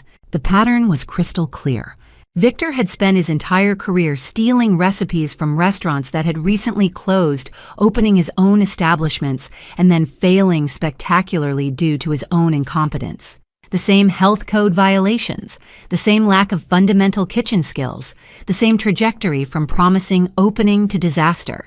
Griffin sank into his chair, his hands covering his face. When he looked up, his eyes were red. You've been stealing from everyone, he whispered. Our entire lives, everything you built, everything you told me about family legacy and tradition and honor, it was all stolen. We needed the money, Victor's voice cracked, for the family, for you to give you opportunities to send you to good schools. Everything I did for you. Griffin's laugh was bitter and broken. What family, Dad, you and Mom aren't even together anymore? The gasps rippled through the room. All eyes turned to Lorraine, whose face had gone white. You've been separated for 2 years? Griffin continued, his voice raw. Living in different wings of the house, sleeping in separate bedrooms, pretending at family dinners and social events, pretending for me. What else have you been lying about? Griffin asked about the lies. I opened the financial records I'd subpoenaed 2 weeks ago, and his face went from anger to devastation in under 30 seconds. He demanded the full truth. I had it ready. But knowing he needed to see it and watching him actually process it were two very different things. Griffin, I said gently, are you sure you want to see this in front of everyone like this? His jaw set. I need to know everything, right now. I nodded and pulled up the first document, projecting it onto the screens that had already shown so much tonight. Hayes Family Tax Returns, 2011 through 2021. Average annual household income, $28,374. The number hung there on the screen. $28,000 a year. That was poverty level for a family of 3 in Chicago, below the threshold for federal assistance programs. I watched guests do the math in their heads, their eyes moving from the screen to Lorraine Hayes' jewelry. The pearls alone were probably worth $40,000. The diamond tennis bracelet, another $30,000. The designer suit she was wearing tonight cost more than most people's monthly rent. How is that possible? Griffin's voice was barely a whisper. Because of your credit cards, I said quietly. I pulled up his credit report, the one I'd obtained through legal channels 2 weeks ago after my lawyers filed the motion claiming identity theft as part of our countersuit. Credit report Griffin Hayes. Nordstrom card. Balance $35,247. American Express Platinum. Balance $48,903. Chase Sapphire Reserve. Balance $52. We so $41. Discover card. Balance $23,156. Capital One Venture. Balance $18,782. Macy's credit card. Balance $15,330. Bloomingdale's card. Balance $9,654. Total outstanding debt $203,513. Griffin's hands were shaking. I didn't open these cards. I only have 2 credit cards, one personal one for work expenses. He read through the list again, his voice getting quieter with each item. I don't shop at Nordstrom. I've never had an American Express Platinum card. I don't even know what half of these are. His eyes found his mother across the room, took in the designer clothes, the jewelry that sparkled under the lights, the handbag that cost more than his monthly rent. Your jewelry, he said, his voice hollow. Your clothes. Lorraine's face crumpled. Tears started streaming down her face, and for the first time tonight, I almost believed they were real. Griffin, sweetheart, we were going to pay you back. Once things settled down, once we got back on our feet, pay me back with what? Griffin's voice was rising now. You make $30,000 a year, Mom. How are you going to pay back $200,000? Victor jumped in, desperate. After the lawsuit, once we win the $50 million from Stella Brennan, we'll pay everything back with interest. We'll... Die. The lawsuit you filed against my fiancé's sister, Griffin, looked like he might be sick. That was your plan, Sue Claire's family, to pay back the money you stole from me. I pulled up the next set of documents. Bank statements from Griffin's checking account obtained the same way. Legal, documented, undeniable. There's more, I said quietly. The statements showed a pattern. Regular transfers, $2,000 here, $5,000 there. Sometimes $3,000. Month after month, year after year, money moving from Griffin's checking account into accounts registered to Victor and Lorraine Hayes. You've been transferring money directly from my account, Griffin's voice cracked. Without my permission, For 6 years, I confirmed. Total amount transferred approximately $180,000. Griffin collapsed into his chair. Not sat down, collapsed, like his legs just stopped working. I kept wondering why I never had any savings, he said almost to himself. I make good money. I live modestly. I don't go on expensive vacations or buy things I don't need, but I could never save enough for a down payment on a house. I thought, his laugh was bitter. I thought I was just terrible with money. You're not terrible, I said, and I meant it. Your money was stolen. I pulled up the next images, signature comparison sheets that my forensic document examiner had prepared. On one side, Griffin's actual signature taken from his driver's license, his work ID documents he'd personally signed. On the other side, the signatures on the credit card applications. They were close, very close, but not identical. The loop on the G was slightly different. The pressure on certain letters wasn't quite right. To a casual observer, they'd look the same. To an expert, they were clearly forgeries. Your father practiced forging your signature, I said. I found the evidence in my private investigator's files. The next image showed pages from a notebook, lined paper filled with Griffin's name written over and over and over again. Griffin Hayes in slightly different styles, slightly different pressures, experimenting until the forgery was perfect. Hundreds of times, maybe thousands. How long? Griffin turned to his father and his voice was deadly quiet. How long have you been forging my signature? Victor's mouth opened and closed. Since your first job, we needed... I gave you money. Griffin's voice exploded through the room. Voluntarily, $2,000 a month for 6 years. That's $144,000 that I sent you willingly because you told me you were struggling. Because you said you needed help. That wasn't enough. Lorraine's voice was desperate, defensive. Griffin, do you have any idea how expensive it is to maintain our lifestyle? The country club membership alone is your lifestyle. Griffin stood slowly, tears streaming down his face. Your lifestyle. His voice broke. I worked 80-hour weeks. I haven't taken a real vacation in 4 years. I live in a 600-square-foot apartment so I could send you money every month. I ate ramen for dinner half the time to save on groceries.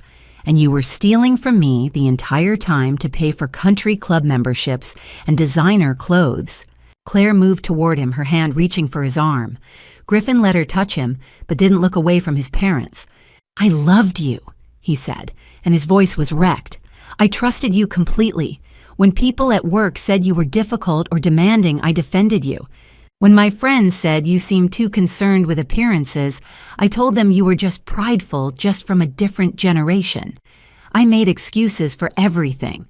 He turned to me, his face red and wet with tears. What else? His voice was hoarse. Just tell me everything. I need to know it all. I nodded slowly. The engagement ring, the one Claire's wearing right now. Griffin closed his eyes. Also stolen from my jewelry store. 3 months ago. It was part of a break-in that took 17 pieces total. Insurance claim was $42,000. In the distance, barely audible at first, police sirens began to wail, growing louder, getting closer. Victor's head jerked toward the door, his face going white. You called the police. 40 minutes ago. I confirmed. They'll be here any moment. Naomi had been waiting for her moment with the patience of a jeweler examining a diamond under light. When she pulled out her phone, I knew the Hayes family was about to shatter. The sirens were loud now, close enough that you could hear individual wails rising and falling. But the police hadn't entered yet. We had maybe 2 minutes, maybe 3. Naomi stepped forward, moving to the center of the room with the kind of confidence that came from knowing exactly what you were about to reveal. Every eye turned to her. Before the police arrive, she said, her voice carrying that perfect professional tone she used with difficult clients, let's address the engagement ring. Claire's hand moved instinctively to cover her left hand as if she could hide what everyone already knew was there. That ring, Naomi continued, is a Cartier engagement ring. Asher-cut diamond 2 carats platinum setting with signature Cartier detailing. Serial number BL2847. Griffin's voice was hoarse from crying. How do you know the serial number? Because it was stolen from my store, Naomi said flatly. Brennan and Laurent Fine Jewelry on Michigan Avenue, September 15th, 2021. She pulled up documents on her phone, projecting them onto the screens that had already shown so much tonight. Insurance claim. Brennan and Laurent. Fine Jewelry. Item Cartier engagement ring. Serial number BL2847. Value 40 temotusar $1,000. Status stolen. Police report filed September 15, 2021, 4:15 p.m. Case number CPD 2021-09 or 782. The photo showed the ring in all its glory, photographed from multiple angles as part of our standard inventory documentation. The same ring that was currently on Claire's finger. Griffin turned slowly toward his parents. His face was beyond devastation now. It was the face of someone who'd discovered that everything they'd believed about their life was a carefully constructed lie. You told me you bought it, he said quietly. Then you told me it was a family heirloom. Then you said you bought it from a reputable dealer in New York. Which story was true? Victor was sweating visibly now, his face red and blotchy. I did buy it from a private seller. It was a cash transaction. So you have a receipt. Naomi's voice was sharp. A certificate of authenticity. A bill of sale. It was an informal transaction. Hand-to-hand sale. No paperwork. Victor's voice was getting higher, more desperate. How convenient, Naomi said coldly. Let me show everyone what really happened. She pulled up another file and the screens filled with security footage. Brennan and Laurent. Fine Jewelry. Interior camera 3. Date September 15, 2021. Time 3:47:12 p.m. The quality was excellent 4K resolution, perfect color, clear audio. We'd upgraded our security system the year before specifically because of an increase in jewelry thefts in the area. The footage showed the interior of our store. The elegant display cases, the soft lighting, the quiet luxury of a high-end jewelry boutique, and Victor Hayes walking through the front door. He was dressed casually, jeans, a button-down shirt, nothing that would draw attention. He looked like any other customer browsing for an engagement ring. Our staff member at the time, a young woman named Emily, greeted him with a professional smile. I want to look at engagement rings. Victor's voice came clearly through the audio. Cartier if you have them. Of course, sir, Emily said. Let me get our Cartier collection from the back. I'll be right with you. She walked toward the back room where we kept the more expensive pieces in a secured vault. The camera angle shifted. We had multiple cameras with overlapping coverage. This angle looked straight down at the front counter. Victor waited until Emily was out of sight. Then he looked around, checking the store, checking for witnesses. We only had one other customer that day, browsing in a corner, not paying attention. Victor leaned over the counter. His hand reached out quick and practiced.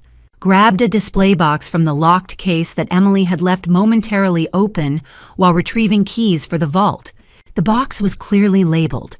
Even on the security footage, you could read it, Cartier, BL2847. Victor turned and ran toward the exit. Emily's voice came from the back room, confused at first, then alarmed. Sir. By the time she reached the front of the store, Victor was gone. The final frame froze on a perfect shot, Victor at the door looking back over his shoulder. His face was completely visible, clear, undeniable. Timestamp 3:47:33 p.m.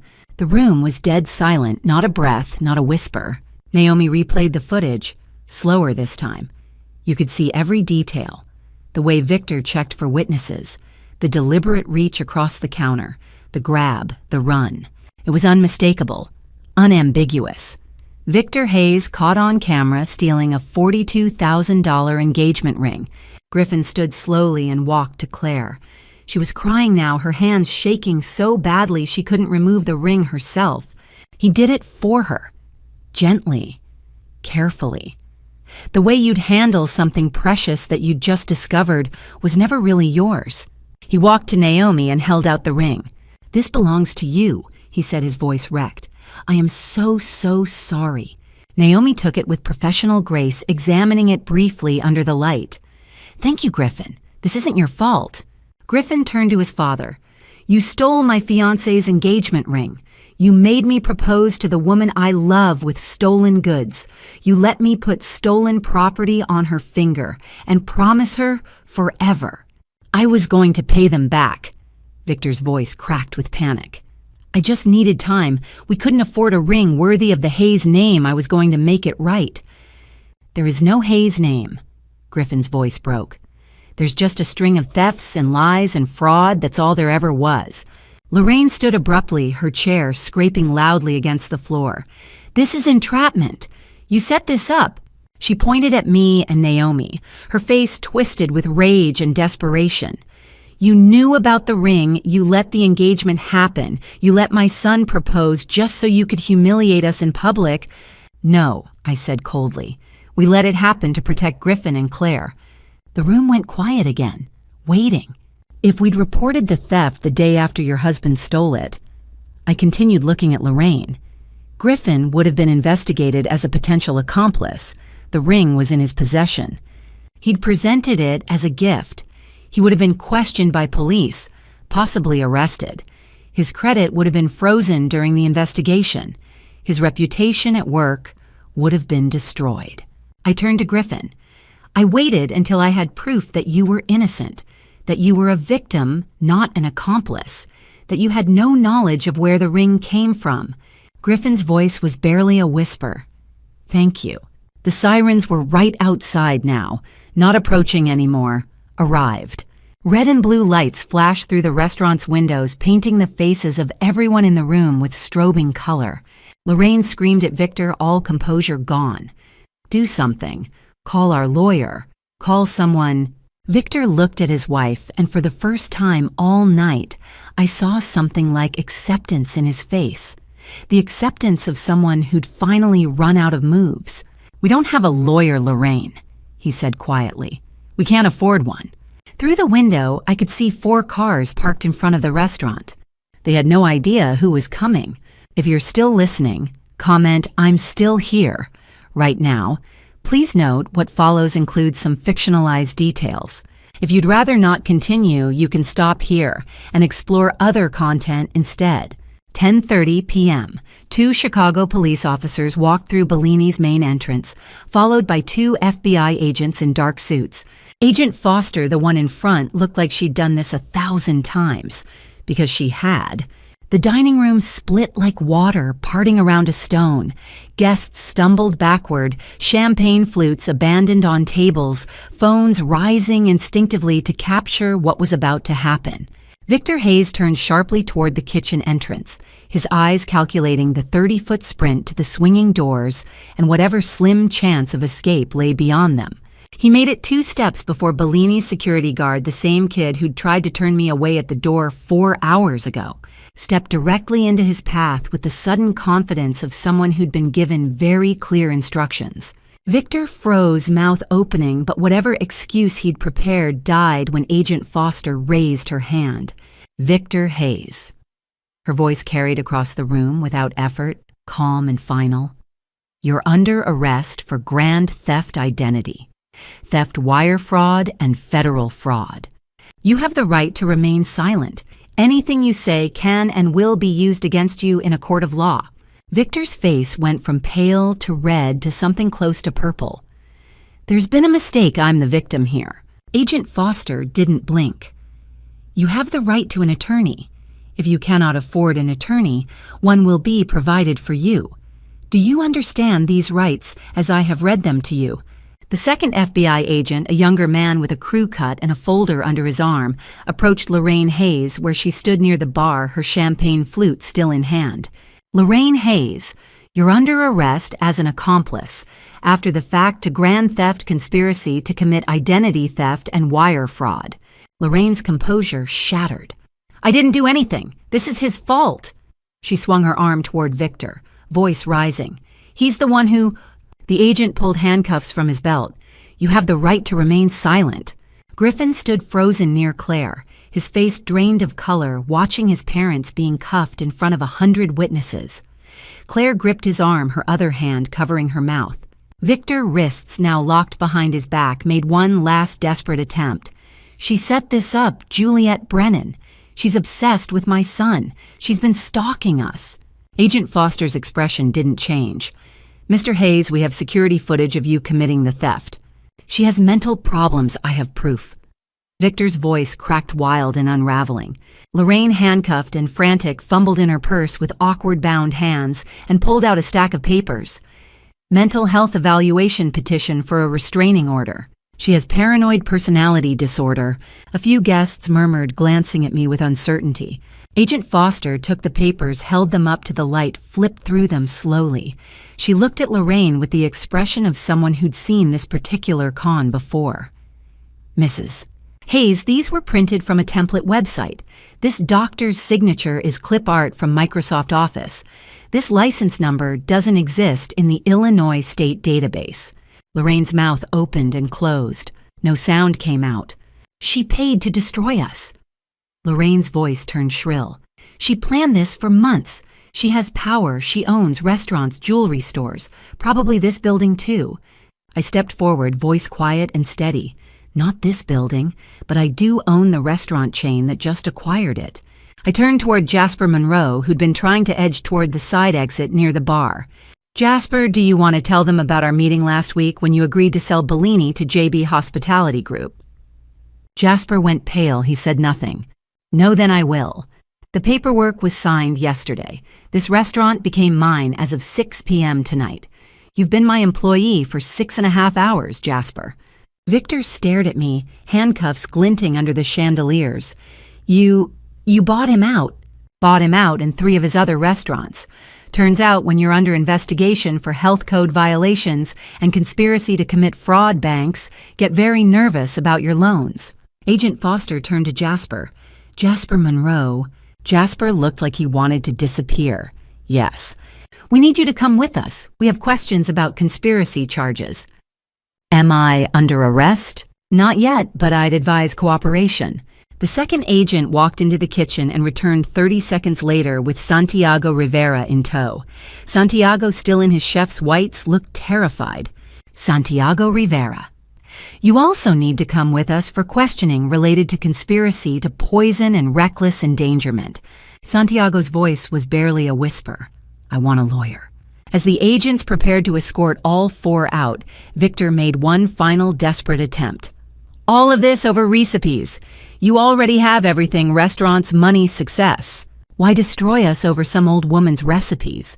I stepped closer to him, voice low but carrying clearly in the suddenly silent room. "This was never about the recipes, Victor. This was about protecting my sister from marrying into a family of criminals. Everything else, that was just justice for what you did to my grandmother." Victor stared at me, finally understanding.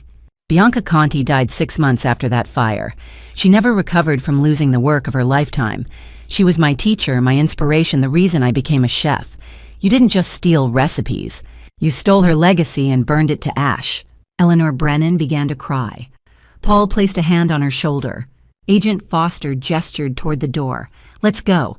They led Victor, Lorraine, Jasper, and Santiago toward the exit. Guests held up their phones, recording. As they passed through the doorway, I called after them. "Victor, one more thing." He stopped, looked back. "Your lawsuit's been dismissed. I'll have my lawyers file the paperwork tomorrow. Have a good night." The doors closed behind them. Griffin turned to me, his face pale and hollow. Claire stood beside him, her hand still on his arm. Naomi appeared at my other side, champagne flute, somehow still full her expression, somewhere between admiration and concern. 4 arrest warrants, I said quietly, watching the police lights flash through the restaurant's front windows. 50 criminal charges split between them. Federal fraud convictions carry decades in prison, and I orchestrated all of it while serving champagne in a borrowed apron. Naomi raised her glass. "To Stella Brennan." I clinked mine against hers. "To Bianca Conti, she taught me everything that mattered." 11:30 p.m. The police cars had left in silence, but the damage had taken shape. Bellini looked like the aftermath of a battle, empty champagne flutes, abandoned plates, and 40 shocked witnesses trying to process what they'd just seen. Most guests had gone. The core group remained Juliet Claire Griffin, Eleanor Paul, and Naomi. We sat at the main table with untouched desserts, and no one spoke. Claire finally broke the silence. So, that happened. Griffin's voice was hollow. My parents are going to prison. Probably, yes. Good, he paused. Is that terrible? It's honest, I said. They committed serious crimes. Naomi leaned forward. You can't help people who refuse to admit they did anything wrong. Claire turned to me. Why didn't you tell us about Stella, about everything? Would you have believed me? Or would you have thought I was making it up? Claire's face crumpled. I don't know anymore. Eleanor stood abruptly and pulled me into a hug. A real hug, the first in years. We're proud of you. We should have said that 10 years ago when you graduated from culinary school. Paul joined the embrace. We were wrong about your career, your choices, everything. Eleanor pulled back, tears streaming. You built an empire while we worried you couldn't pay rent. We were terrible parents. My throat tightened. You weren't terrible, you just didn't see me. Claire stood slowly. I was a terrible sister. Yes, you were. She blinked at my bluntness. I was always jealous, dismissive, cruel. You were. Can we start over? I shook my head. We can't start over. Tonight happened. The last 10 years happened. You can't erase that. I paused. But maybe we can move forward, if you're willing to put in the work. Griffin stood suddenly. Claire, I need to say this. She turned to him, fear in her eyes. I love you, but I can't marry you right now. Claire's face collapsed. You're leaving me. No, I'm asking you to wait for me. He took her hands. I need time. Time to deal with my family, my finances, my identity. I don't know who I am without my parents controlling everything. How long? I don't know. Months. Maybe a year. However long it takes for me to become the man you deserve. Claire's voice broke. I don't deserve anyone right now. I was horrible to your future sister-in-law. Then we'll both work on becoming better people, separately, and maybe when we're both whole, we can try again. They held each other, both crying. Naomi stood pulling out her phone. I'm calling cars for everyone. No one's driving tonight. The staff finished cleaning and I approved triple overtime plus bonuses. The head chef approached me. We heard everything. Thank you for protecting us from the sabotage. You deserve to know what was happening in your own kitchen. As we waited outside, Claire's phone buzzed repeatedly. Social media notifications lit up her screen. Oh my God, it's everywhere. The guests recorded everything. She held up her phone. Videos were trending on Twitter, TikTok, Instagram. Headlines, secret billionaire chef exposes family crimes at sister's engagement party. View counts were already in the hundreds of thousands. Claire's panic rose. Everyone's going to know. My job, my friends. Everyone will see this. Griffin's voice was quiet. Good. No more secrets, no more pretending. We stood in the cold October night air, exhausted. The story will die down in a week, I said. Will it? Claire asked. I was honest. Probably not. This is pretty unprecedented. The first car pulled up. Eleanor and Paul climbed in, still holding hands. Eleanor looked back at me, and I saw something I hadn't seen in years, pride. The second car arrived for Griffin and Claire. They got in together, still holding on despite everything. Naomi and I waited for the last car. You did good tonight, she said. I destroyed a family. You saved your sister from marrying into a family of criminals. You brought justice for your grandmother. That's not destruction, that's protection. The car pulled up and Naomi climbed in. Coming. I looked back at Bellini. The lights were off now, doors locked. I'll walk, I need to think. The car drove away. I stood alone on Michigan Avenue at midnight wind, cutting through my shirt and pulled out my phone. The videos were everywhere. My face, my voice, my secrets, now public property. The hardest part wasn't exposing the crimes. It was sitting with my family afterward, seeing the damage that secrets had done to all of us. But maybe we could rebuild from the rubble. 3 days after an engagement party turned FBI operation, I woke up to 847 missed calls and a restaurant empire suddenly thrust into the media spotlight. Turns out everyone loves a good revenge story. The videos from the party had gone viral across every platform. TikTok. Secret billionaire chef serves champagne, then serves justice. 4.2 million views. Twitter trends. Chef Juliet. Hayes family scandal. Stella Brennan. Instagram reels. A compilation of my reveal and Victor's arrest, 6.8 million views. The press coverage came fast. Food and Wine, the chef who owned her own venue. Chicago Tribune, local restaurant mogul's undercover operation ends in arrests. Eater, how Stella Brennan became Juliet. Brennan became a billionaire. All 23 of my restaurants were booked solid for months. Wait times for the flagship locations stretched to 3 to 6 months. Everyone wanted to meet the secret billionaire chef. I granted one controlled interview to Food and Wine to set the record straight. Yes, I'd built a legitimate career over 10 years. Yes, I'd kept my identity private due to family issues. Yes, I'd discovered crimes at my sister's party. No, it hadn't been planned in advance. I discovered everything in real time. Yes, protecting my sister had been the top priority. The narrative took shape and I led it. At Claire's office, everyone knew.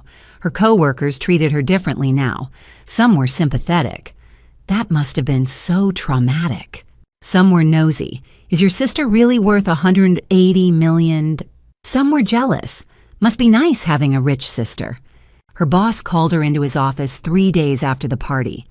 We're restructuring your position. Translation fired because of media attention. Not officially because of the scandal, but because of departmental reorganization. Claire knew the truth. They didn't want the scrutiny that followed her. Griffin met with FBI agents multiple times, cooperating fully as a witness. The agents confirmed what I'd already told him: he was a victim, not an accomplice. They cleared him of any potential wrongdoing and began the process of reversing the fraudulent accounts. Credit bureaus were working to remove the fake cards from his reports, but the damage would take years to fully repair. Griffin found a small apartment on the north side. He couldn't stay at his parents' house. The government had seized it as proceeds from fraud. Claire helped him move in carrying boxes of clothes, books, and minimal possessions. They were still close, but no longer engaged. No ring, no plans, just two people supporting each other through the wreckage. Eleanor called me every day. Awkward coffee dates at Harvest Moon where she tried to understand my world. I Googled you. You've been on magazine covers. How did we not know? You didn't ask, I said gently. You assumed I was struggling and stopped listening. She cried into her latte. We were terrible parents. You were human. You made mistakes. We're fixing them now. Paul came to my restaurants watching me work firsthand. He observed me managing staff, tasting dishes, making decisions. Pride mixed with regret in his expression. We miss so much of your life. You're here now. That's what matters. On day 3, Claire called me, her voice shaking. They let me go. Well, restructured.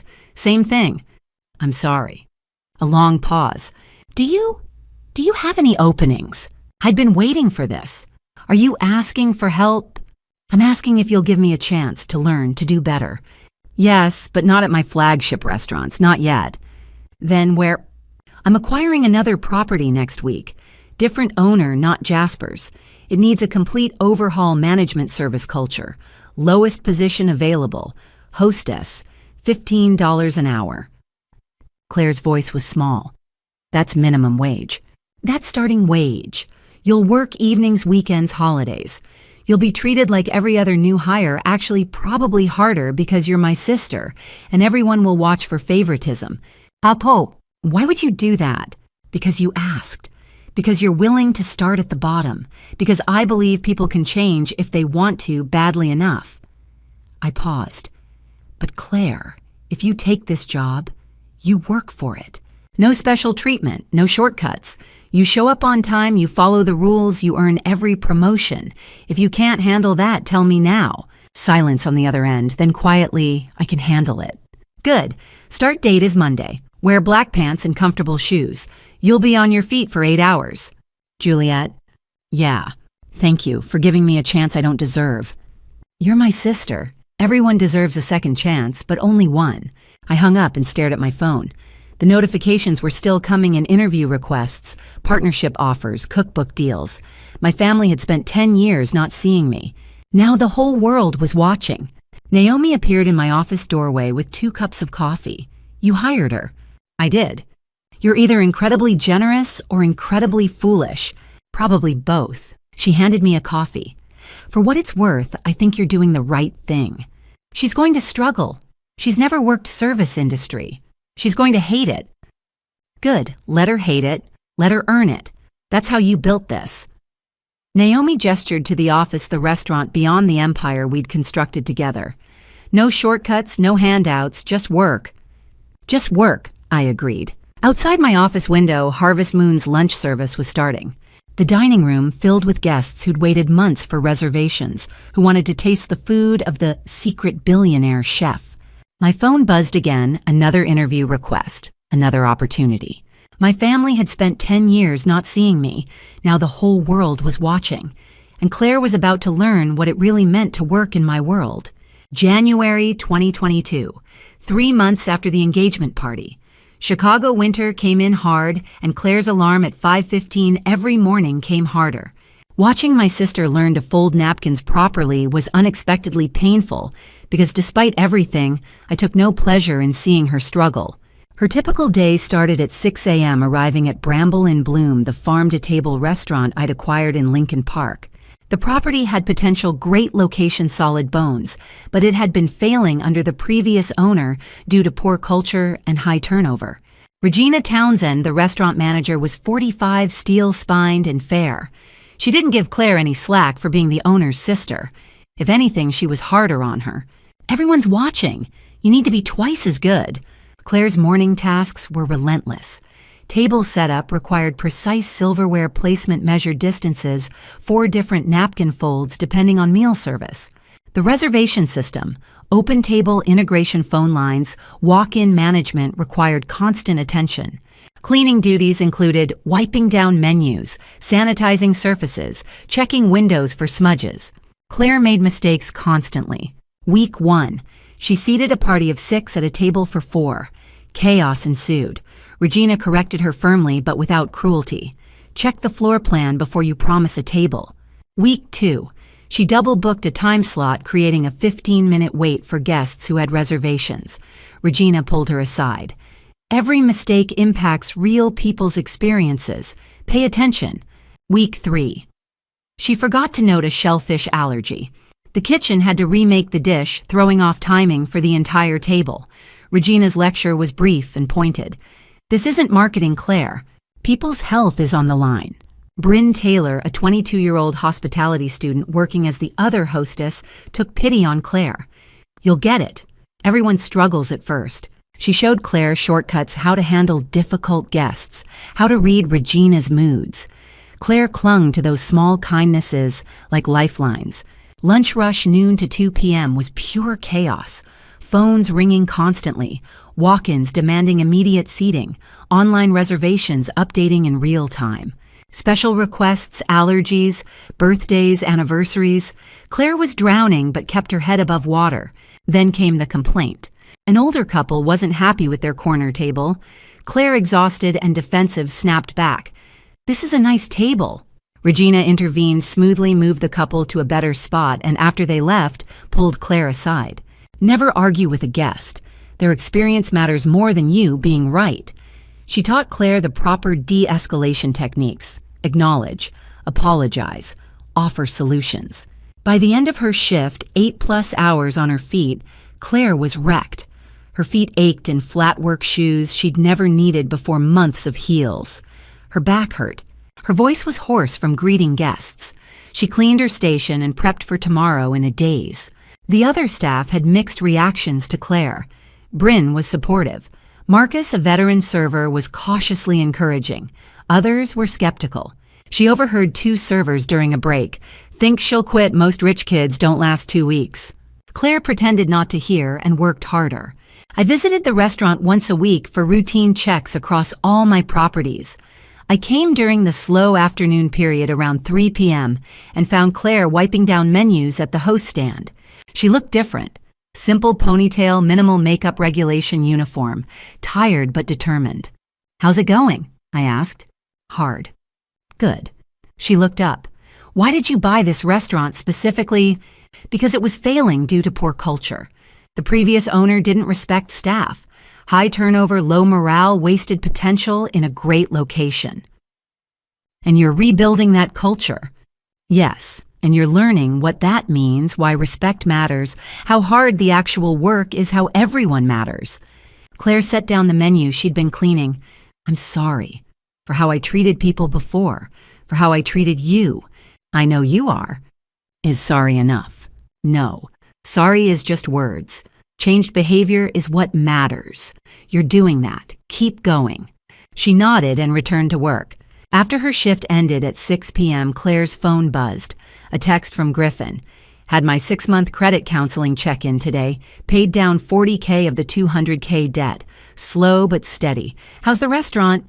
Claire smiled her first genuine smile of the day. She typed, exhausted, my feet hurt, but I've never been happier.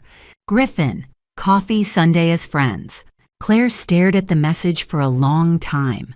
She typed, I'd like that, then deleted it. Typed again, yes, as friends. Sent. She wasn't ready to go back, but maybe friendship was how they rebuilt. She left Bramble and Bloom on a freezing January night and caught the bus home. She couldn't afford her car payments anymore. She watched Chicago slide past the window and thought 6 months ago I was planning a wedding. Now I'm taking the bus home from a minimum wage job. And somehow, this feels more real than any of that ever did. July 2022, 9 months after the engagement party. The federal courthouse in downtown Chicago was freezing despite the summer heat outside. Griffin sat to my right, Claire to my left, and we watched the people who had tried to destroy us learn what real consequences looked like. Judge Callahan presided nearly 60 steel-haired experienced with financial crime. Federal prosecutor Rachel Stern had secured convictions on nearly every charge.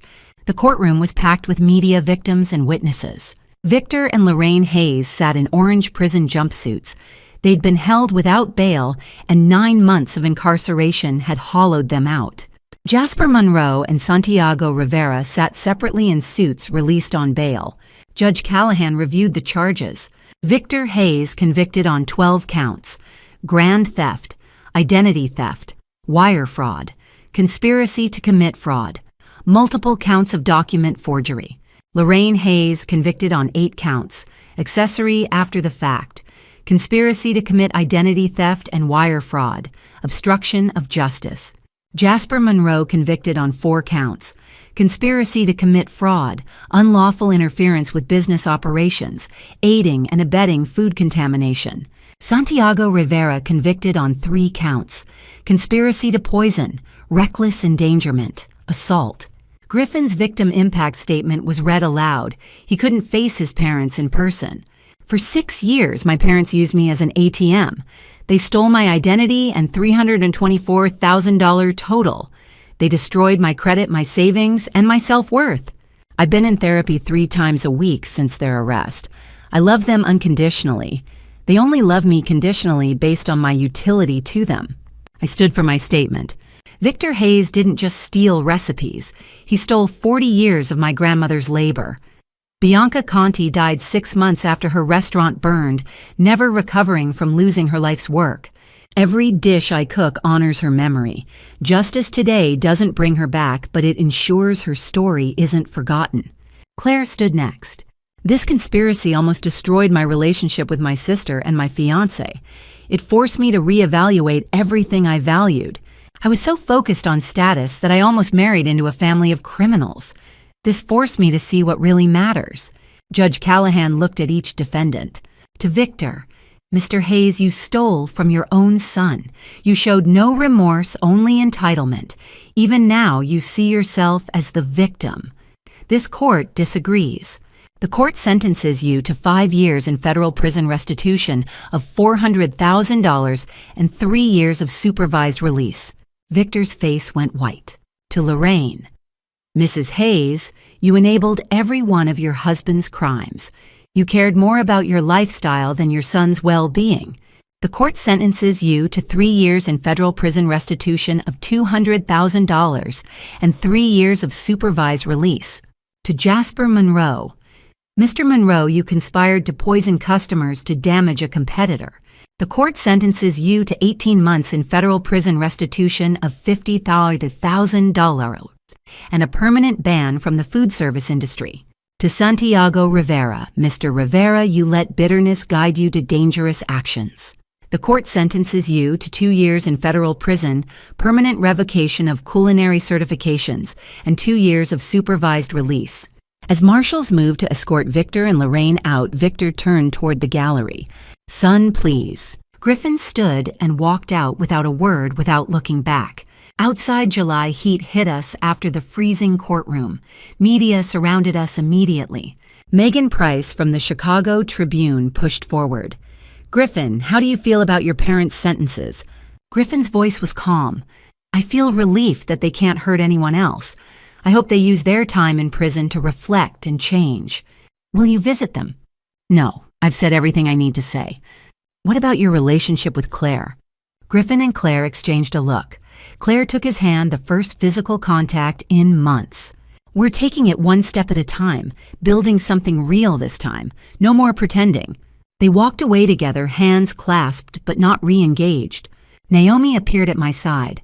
Justice served, finally. Judge Callahan had sentenced criminals for 30 years. She told us afterward that the Hayes case was one of the clearest examples of familial financial abuse she'd ever seen. The sentences reflected that. Behind us, Victor and Lorraine Hayes were loaded into a federal transport van. Ahead of us, Griffin and Claire walked hand in hand toward something new. Justice had been served. The people who tried to destroy us would spend years behind bars. The damage would take longer to heal, but we were healing, slowly, one step at a time. April 2024, 2.5 years after the engagement party that ended in federal arrests. The invitation was simple, elegant, and everything the first party wasn't. "You are cordially invited to celebrate with Claire and Griffin." No last names, no flashy venue. Just the people who mattered at a place that had become home. I arrived early at Bramble and Bloom. I couldn't help myself. It was my restaurant and my sister's wedding.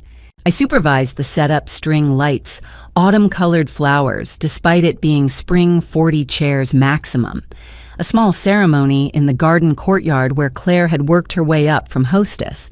2.5 years. So much had changed. Claire's journey, hostess to server to bartender to assistant manager.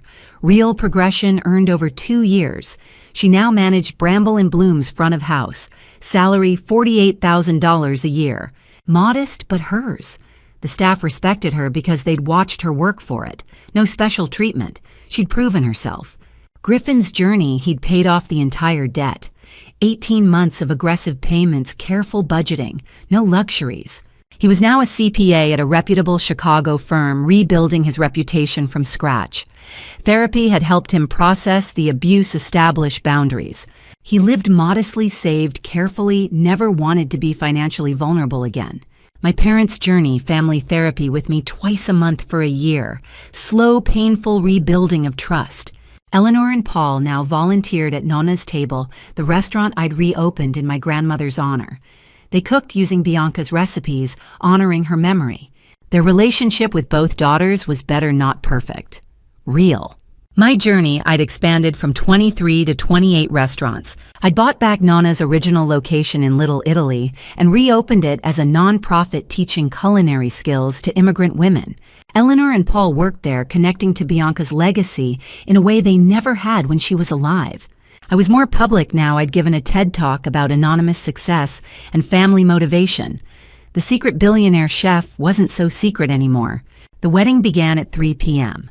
Simple garden setting, natural light, no extravagance. I officiated. I'd gotten ordained online for the occasion, and when Claire asked me, I'd cried for the first time in months. The guests, mostly Claire and Griffin's friends, restaurant staff, Naomi family. Notable absences, Victor and Lorraine still in federal prison. Release dates 2025 and 2026. Griffin had never visited them. Probably never would. Claire had visited Lorraine once early on. She hadn't returned. Both were at peace with that decision. The vows were simple and devastating. Griffin, I promise to see you clearly, not through the lens of who I think you should be. Claire, I promise to build a life based on truth, not appearances. Together, we promise to work every day to deserve this love. No mention of the Hayes family in the ceremony. The absence was its own statement. The reception was family-style dinner at long tables. My menu comfort food Bianca's recipes. Osso buco, the irony wasn't lost on anyone. Risotto Milanese, simple tiramisu. Everything Victor had once claimed as his now served with love by people who actually knew how to make them. The toasts came naturally. Naomi, to second chances and wisdom earned through hardship. To people who work to become who they're meant to be. Eleanor and Paul together, to the daughters who taught us more than we ever taught them. To the humility to learn from your own children. Bryn Taylor, Claire's former co-worker and now friend. To bosses who become friends. To people who show up at 6 a.m. and do the real work. The dancing was simple. No DJ, just a playlist. Guests mingled naturally. No hierarchy, no performance. Claire's old marketing friends noticed the difference. This is so genuine, Claire laughed. I know, isn't it better? Before the ceremony, Claire and I had a moment alone in the prep room. She wore a simple lace dress, not designer, bought off the rack. She handed me something, a laminated employee ID card. My old manager card from that marketing job. Why are you giving me this? I've kept it for 2 years, to remember who I was so I never go back. I looked at the card. Claire's photo from back then, perfect hair designer, clothes, cold eyes. I was so unhappy and didn't even know it. You're different now. Thank you for ruining my engagement party. I laughed. That's a weird thing to thank someone for. You saved my life. I almost married into a nightmare, pretending to be someone I wasn't, ignoring the most amazing person I knew because I was too arrogant to see you. We hugged real, not performative, both of us crying. You did the work yourself. I just gave you the chance. That's all I needed. As sunset approached, I stood slightly apart, watching. Claire and Griffin danced, both laughing genuinely. Eleanor and Paul danced together, their marriage rekindled through crisis and healing. Naomi chatted with Regina, business and friendship blending. Bryn introduced her girlfriend to other guests, comfortable being herself. Restaurant staff celebrated as real guests, not help. Claire caught my eye, gestured for me to join the dance floor. I shook my head. This is your moment. She insisted. I joined them. People say revenge is a dish best served cold. But I learned something that night at Bellini 2.5 years ago, standing in a borrowed server's apron at a restaurant I secretly owned. The best revenge isn't destruction, it's truth. And the best redemption isn't given freely. It has to be earned, one early morning shift at a time. My family once mocked my failed career at that engagement party. But in the end, I didn't prove I was worth more than all of them combined. I proved something better. Worth isn't measured in dollars or Michelin stars. It's measured by who you are when no one's watching, by recipes passed down with love, by second chances you give even when they haven't been earned yet. Claire and Griffin married at Bramble and Bloom, not because it's fancy, though it's beautiful now, not because I'm successful, though the restaurant thrives. They chose it because it represents transformation, because it's where Claire learned that respect is earned, not given. Where she learned that the people serving your food are human beings with stories and dignity. And after everything, the lies, the arrests, the heartbreak, the slow rebuilding, we all finally learned what matters. Family isn't the people who see you succeed. Family is the people who actually see you, period. And now finally they saw me. The final image, 3 women, Juliet, Claire, Naomi, arms around each other laughing. A family built, not given. Earned through struggle and completely real. The dance floor at sunset. Everyone dancing, no ceremony, no performance, just celebration. String lights glowing warm. Pure joy. A family built, not born. Earned through struggle and absolutely real. Looking back at that night at Bellini's, I've learned that family betrayal cuts deeper than any knife ever could. Victor and Lorraine Hayes weaponized trust, turning their son into an ATM and nearly destroying my sister's future. Family betrayal doesn't happen overnight. It's built on years of entitlement and the belief that blood gives you permission to harm those closest to you. Here's my advice: don't be like me. Don't wait until a crisis forces you to see the truth. I spent 10 years hiding my success because I feared judgment. That silence nearly cost Claire everything.